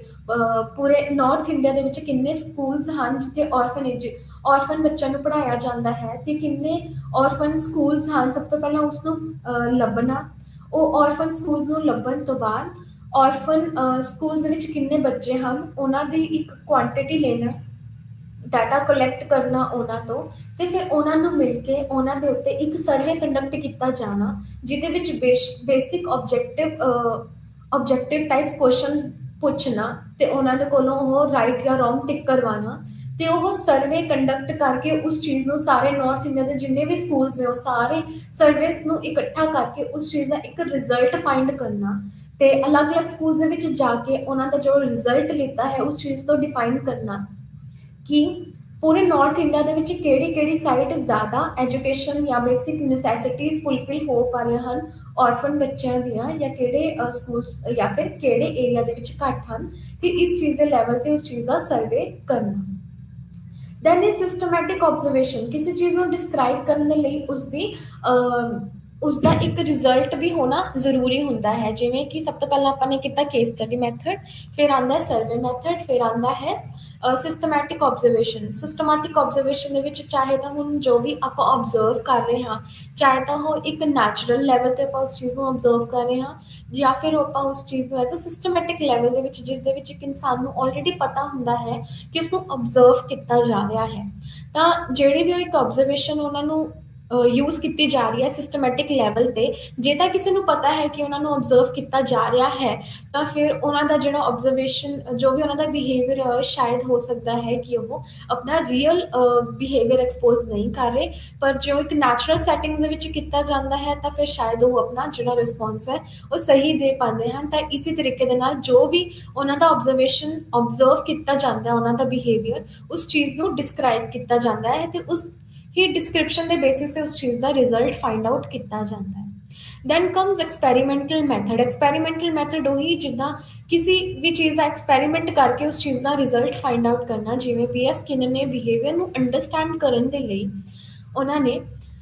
ਇੱਕ ਚੈਂਬਰ ਦੇ ਵਿੱਚ ਇੱਕ ਡੌਗ ਨੂੰ ਰੱਖਿਆ ਸੀਗਾ ਉਹਨਾਂ ਨੇ ਬੈਲ ਦੀ ਮਦਦ ਦੇ ਨਾਲ ਉਸਨੂੰ ਸਲਾਈਵਾ ਪ੍ਰੋਡਿਊਸ ਕਰਵਾਇਆ ਜੋ ਕਿ ਉਸਦਾ ਇੱਕ ਪਿਓਰ ਬਿਹੇਵੀਅਰ ਸੀਗਾ because he was feeling hungry. ਜਦੋਂ ਵੀ ਬੈਲ ਵੱਜਦੀ ਸੀ ਤਾਂ ਉਸਦਾ ਇੱਕ ਐਸੋਸੀਏਸ਼ਨ ਹੋ ਗਿਆ ਸੀਗਾ ਉਸਦੇ ਬ੍ਰੇਨ ਨੂੰ ਕਿ ਜਦੋਂ ਵੀ ਬੈਲ ਵੱਜੇਗੀ ਤਾਂ ਮੈਨੂੰ ਖਾਣਾ ਮਿਲੇਗਾ। ਸੋ ਇਸ ਐਕਸਪੈਰੀਮੈਂਟ ਦੇ ਨਾਲ ਉਹਨਾਂ ਨੇ ਐਕਸਪਲੇਨ ਕੀਤਾ ਕਿ ਬੇਸ਼ੱਕ ਖਾਣਾ ਉਹਦੇ ਸਾਹਮਣੇ ਉਹ ਪਲੇਟ ਮੌਜੂਦ ਨਾ ਵੀ ਹੋਵੇ ਪਰ ਫਿਰ ਵੀ ਜੋ ਇੱਕ ਬਿਹੇਵੀਅਰ ਹੈ ਉਹ ਆਟੋਮੈਟਿਕਲੀ ਆਪਣੇ ਇਨਵਾਇਰਮੈਂਟਲ ਚੇਂਜਸ ਤੋਂ ਸਮਝ ਪਾਉਂਦਾ ਹੈ ਕਿ ਕਿਸੇ ਚੀਜ਼ ਦਾ ਉਹਨਾਂ ਦੀ ਲਾਈਫ ਦੇ ਵਿੱਚ ਚੇਂਜਸ ਆਉਣ ਵਾਲੇ ਹਨ। ਫਿਰ ਆਉਂਦਾ ਹੈ ਸਿਸਟਮੈਟਿਕ ਮੈਥਡ। ਸਿਸਟਮੈਟਿਕ ਮੈਥਡ ਕਿਸੇ ਚੀਜ਼ ਨੂੰ ਐਕਸਪਲੇਨ ਕਰਨ ਦੇ ਲਈ ਉਸਦੇ ਰੂਲਸ ਉਸਦੇ ਰੈਗੂਲੇਸ਼ਨਸ ਕਿਹੜੇ ਕਿਹੜੇ ਹੁੰਦੇ ਹਨ ਤੇ ਉਹਨਾਂ ਦਾ ਜੋ ਰੋਲ ਹੁੰਦਾ ਹੈ ਸਟੈਪ ਬਾਏ ਸਟੈਪ ਕਿੱਦਾਂ ਉਸ ਚੀਜ਼ ਨੂੰ ਐਕਸਪਲੇਨ ਕੀਤਾ ਜਾਂਦਾ ਹੈ। ਭਾਰਤ ਵਿੱਚ ਮਨੋਵਿਗਿਆਨ ਦੀ ਪ੍ਰਭਾਵ ਕਾਫੀ ਜ਼ਿਆਦਾ ਇੰਪੋਰਟੈਂਟ ਹੈ ਤੇ ਜਦੋਂ ਆਪਾਂ ਨੇ ਇਸ ਚੈਪਟਰ ਨੂੰ ਸਟਾਰਟ ਕੀਤਾ ਸੀਗਾ ਤਾਂ ਆਪਾਂ ਇਸ ਚੀਜ਼ ਨੂੰ ਸਮਝ ਪਾਏ ਸੀਗੇ ਕਿ ਜੋ ਸਾਈਕੋਲੋਜੀ ਆਪਣੇ ਇੰਡੀਆ ਦੇ ਵਿੱਚ ਕਾਫੀ ਪੁਰਾਣਾ ਇੱਕ ਸਬਜੈਕਟ ਰਿਹਾ ਹੈ ਪਰ ਇਸ ਨੂੰ ਐਜ਼ ਅ ਸਾਈਕੋਲੋਜੀ ਨਹੀਂ ਸਮਝਿਆ ਗਿਆ ਸੀਗਾ ਪਰ ਸਾਈਕੋਲੋਜੀ ਨੂੰ ਸਪਿਰਿਚੁਅਲਿਟੀ ਦੇ ਨਾਲ ਜਾਂ ਆਪਣੇ ਰਿਲੀਜਨ ਦੇ ਨਾਲ ਜੋੜਿਆ ਗਿਆ ਸੀਗਾ ਤੇ ਇਸ ਚੀਜ਼ ਦੇ ਨਾਲ ਜੋ ਵੀ ਪੋਜ਼ਿਟਿਵਿਟੀ ਆਪਣੀ ਲਾਈਫ ਦੇ ਵਿੱਚ ਆਈ ਸੀਗੀ ਉਸ ਚੀਜ਼ ਨੂੰ ਜਦੋਂ ਸਮਝਿਆ ਗਿਆ ਤਾਂ ਮਨੋਵਿਗਿਆਨ ਨੂੰ ਜਦੋਂ ਆਪਣੇ ਇੱਕ ਫੋਰਨ ਸਬਜੈਕਟ ਨੂੰ ਆਪਣੇ ਇੰਡੀਆ ਦੇ ਵਿੱਚ ਲੈ ਕੇ ਆਂਦਾ ਗਿਆ ਸੀਗਾ ਤਾਂ ਉਸ ਚੀਜ਼ ਨੂੰ ਸਮਝਿਆ ਗਿਆ ਕਿ ਇਨਡਾਇਰੈਕਟਲੀ ਇਹ ਸਬਜੈਕਟ ਆਪਣੇ ਇੰਡੀਆ ਦੇ ਵਿੱਚ ਕਾਫੀ ਦੇਰ ਤੋਂ ਚੱਲਦਾ ਆ ਰਿਹਾ ਹੈ ਤੇ ਏਦਾਂ ਹੀ ਸਾਈਕੋਲੋਜੀ ਆਪਣੇ ਲਾਈਫ ਦੇ ਵਿੱਚ ਬਹੁਤ ਇੰਪੋਰਟੈਂਟ ਰੋਲ ਪਲੇ ਕਰਦਾ ਹੈ। Thank you.